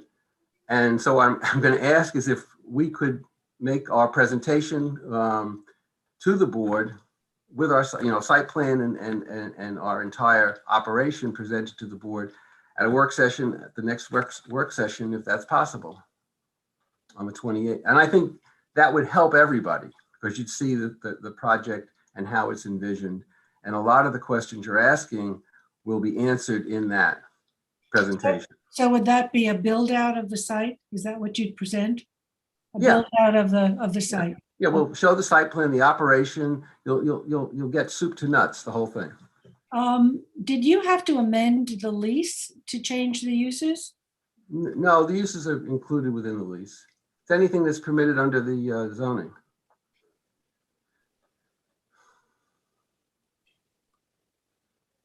But not airport related. That's excluded. I understand that. I think that would be productive, right? Are you satisfied with the traffic, and Ray's work with this planning board? Are you comfortable? Yes, I think, but I would like to make sure that we revisit this when the school is functioning, because that is that's a hunk of vehicles and young people. So traffic assessment 1 year after the operation. How about when the school is open? I mean, And when the school, and there's going to be dates, there's going to be times when school is open. So probably associated with that. Okay. Well, I got to say, I'm not comfortable with the 1 year. That's almost too late. If a year down the road, you figure you've got a mess. I think we can do a better job of anticipating some of these. I'm totally confident in what Ray can do to help us out, but I just don't think we've put in all the right factors yet. I agree. I would just point out we're about 65% less traffic going to Collins Way during the AM peak hour and about 79% less traffic during the PM as compared to what was previously evaluated. So it is a significant decrease in overall traffic to the site. So as compared to what was contemplated before. Yeah, and I think the 1 year period that Ray had mentioned, I think that's a good period because the sites, as it starts operating, it's not going to immediately get up to its full operation. So that gives it a little bit of breaking in time. I would think that if this board, if the public had an immediate concern 3 months in, 6 months in, we would be responsive to that at that time. But I think in order to really get an assessment of it, you need to wait a little while for it to get up to its full operation. But let's also say that whatever modifications we would make, say a safety modification because of BOCES, would also take 3 to 4 months after that time period. So it stretches it out. You know, wouldn't be an immediate modification. So I think the 1 year should not be set in stone. I think we need some other language. Well, shouldn't we try to see if the original documentation for the PDD included things like BOCES? I mean, it seems like we're not sure what its impact is now, but what was its impact 10 years ago? That seems a piece of information that should be easily addressed. Can if I can address that, and I'm going to ask Paul or Ethan to address this. I believe that the traffic study in 11 and the study and our traffic report, which included the study, but ramped up the traffic to take into consideration the fact there wasn't any COVID. You know, to take when there was no COVID issue, would probably and does include all the traffic that was on that road. That would include the BOCES. That would include the hospital traffic. It's already been included, although no one specifically identified that traffic, but it would have been included with the traffic bypass on the road. And we also did it during the summer hours to take into consideration the additional traffic that's in the summer, which would be less in the fall, winter, and spring, because it's the summertime that generally that the Hamptons has the most traffic. And I'm going to ask Ethan, Paul. Yeah, I mean, the BOCES Center was open during the original study. So, you know, those counts would have taken into account the BOCES. And then with COVID-19 adjustments in our current study, and I believe that all, you know, I'm just looking into it now. It seems like all staff and students were in that school. I'd have to verify that for our count. But they're back to operation, especially for a BOCES facility that has special ed. They may have some in-person or remote learning, but you know, we did apply factors to account for those swings in traffic. So and like I said, the original study, when they took their counts, you know, that BOCES Center was open, so you know, it would have taken into account that. So you could extract those numbers specifically for the BOCES, right? From the original study. I would have to go back and verify that we could pull those exact numbers from that school. You know, it did counts along the county roadway, which would have included the you know, trips to and from the school. I'd have to go back and make sure I could extract exactly what the impact of the school was. I think I'm hearing a concern by, oh, I'm sorry, Gord. I think I'm hearing a concern that a year is too far out, because if you have a problem, we're then 6 months to 8 months behind to fix a problem. So we're talking about living with something that could be a problem for 2 years. Is there any triggering device that we could use that if a problem is being seen and we've missed something, or we've underestimated or whatever, some kind of triggering device to get this back before the board quicker than a 1 year? Well, we can agree, I think, that you know, we'll leave it at 1 year, but if there's a concern from the board or from the public, we can do it 6 months or a year and leave flexibility in that. Keith? Well, it would seem to me that your best indicator is going to be checking with the West Hampton Beach Police Department every 3 to 6 months. And, you know, I've been over there at 3 o'clock in the afternoon, and these kids get out of school and it's like Riverhead Raceway. And, you know, sometimes you even have drag races going up and down that highway. Well, if you want, we can just do 6 months. I mean, we can reduce it to 6 months and 6 months and or until a problem surfaces. I mean, I think we have to be sure. reactive immediately to an issue. I mean, Ray put that language in separate from the year, did you not?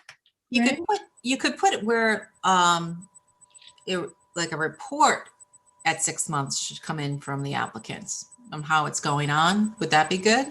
And then at the year, if everything's good, then at the year do the official assessment. We could do that. Would that be acceptable? Well, I think we have to get the school numbers in. They have the numbers. Ethan said that they do. He has to extract them. So let's look at those numbers. Ray can take a look at those numbers and see if the traffic counts with or without those BOCES numbers makes a difference. They may not, but they may. And I think it would be a good idea to check with the school and see what their future, or someone should be checking with the school to see what their, have they increased their occupancy, their student, the number of students, number of teachers, and see if because I would hate to know we have a problem and we've ignored the problem. That's what Dennis said, just be in touch with the school and get the count and the numbers, yeah. That's what I've been trying to say for the last 10 minutes. Yeah. So just if I may to the board, this is Brad Griggs from Amazon. Our traffic impact at the time the school would be letting out is going to be de minimis. There may be a very small amount of drivers leaving the site at the time of the school dismissal in the afternoon. Similarly, it's different. No, BOCES is they go in at 11, they come out at 2, they go in at 9, they come out at 10:30. It's a completely different animal. It's different not educational model. 7:30 to 3 or 9 to 3. It is a different animal. It just needs to be, I think the board's asking for information, right? Okay. Right, so understood. We'll get the information. Eric, how fast can we get that to Ray? I'm sorry, were you directing that to me? Yes. Ethan? Yeah, I mean, I can reach out to BOCES, it's probably late in the day today, but I can reach out to them tomorrow. I can look at the previous study right away and we can speak with Ray this week. I mean, just need to get a little more details together. What I was going to say is we could give that information to Ray, and if Ray's good with what we're giving him, we can work up the language with Kathleen for the board. Would that work? Yeah, as long as we understand that you covered the BOCES right, and then we'll present on that road, and that'll be presented to the board. Okay, so I'm just going to summarize. Actually, I just want to point out that Ray is actually working overtime right now. He presented an additional fee, and it sounds like he's going to do at least another review and or maybe presentation to the board. Do you want him back? Yes. Okay, sorry, Ray, you have to come back. So he's going to do another proposal, include that. I know you've given us a check, but it's going to all be wrapped into one. But I want to be able to next meeting just make sure that's all current. Okay, for you. Do we need to move it now so that Ray can continue working? No, Ray needs to get me a little bit of an estimate, so we'll do it all at once. But I've got checks in hand, so far. So okay. But wait, we'd just like to get this going. We wouldn't want to have to wait to have the board approve. No. What I think we're hearing is that you're going to agree, right? If there's another fee, it's going to be very similar to the last fee. Right. Right, Ray? Something like that. Yeah, it'd be similar to that. Okay. I might want to raise the possibility, if you don't have accurate BOCES data, that, you could conduct counts, assuming they're back post-COVID in the fall. And while you probably, I don't know if you'll be starting construction, who knows, but, before the facility opens, and get some counts then. that would be broken down to buses, buses and vehicles. You want to get like a classification count coming in and out of, that's Stewart Avenue across the street, I believe, right? Onto County Road 31. Yeah, Stewart Avenue. So that would still be before the facility's operable, and, we'd give you some maybe better data in the fall. I don't know. I don't know if they'll be back at full operation in the fall. It seems like that's a good possibility at this point, but we don't know. I think the board's not going to be comfortable doing it after the fact, though, right? I'm just not speaking. I have to. You're speaking, for me, you're speaking correctly. You're reading our minds, Claire. Yeah. I think BOCES is going to have that information for you. This is what they do, actually. So, Right. I think it's likely that they're operating at a higher level than allows schools, given the needs of those students. Maybe. So, I will confirm exactly what they're operating at the time of our data collection, but, and I know the previous study contemplated it because they would have been in operation during that study. So let me dig in, try to get some more information, and then we can get it to Ray and the board. Great. That would be great. All right, so one more thing. So can we schedule a presentation to the board, the next work session, so you'll get the whole picture of what we're doing?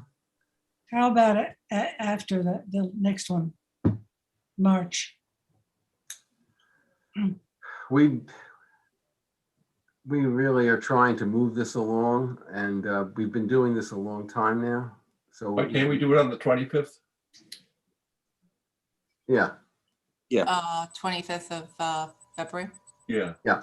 You can. I'm not here, but Anthony has already said he would take notes, and obviously I can watch it, so it's not a problem. And I think it's the applicant presenting the information. Okay, so we'll do a work session on the 25th, and we'll continue with this traffic study. Thank you, Ray. You're very helpful. And thank you all for coming. I mean, well, thank you for. I'm glad it's Zoom, that you don't have to be driving around. All right, thank you very much. That's why we get so many. Thank you. Okay. Thank you very much to all. Good night. Thank you. Bye-bye. Okay. And then I have two signed plans, Watermill Village townhouses and Southampton Country Day Camp. Country Day Camp, both of those are acknowledged for signature. And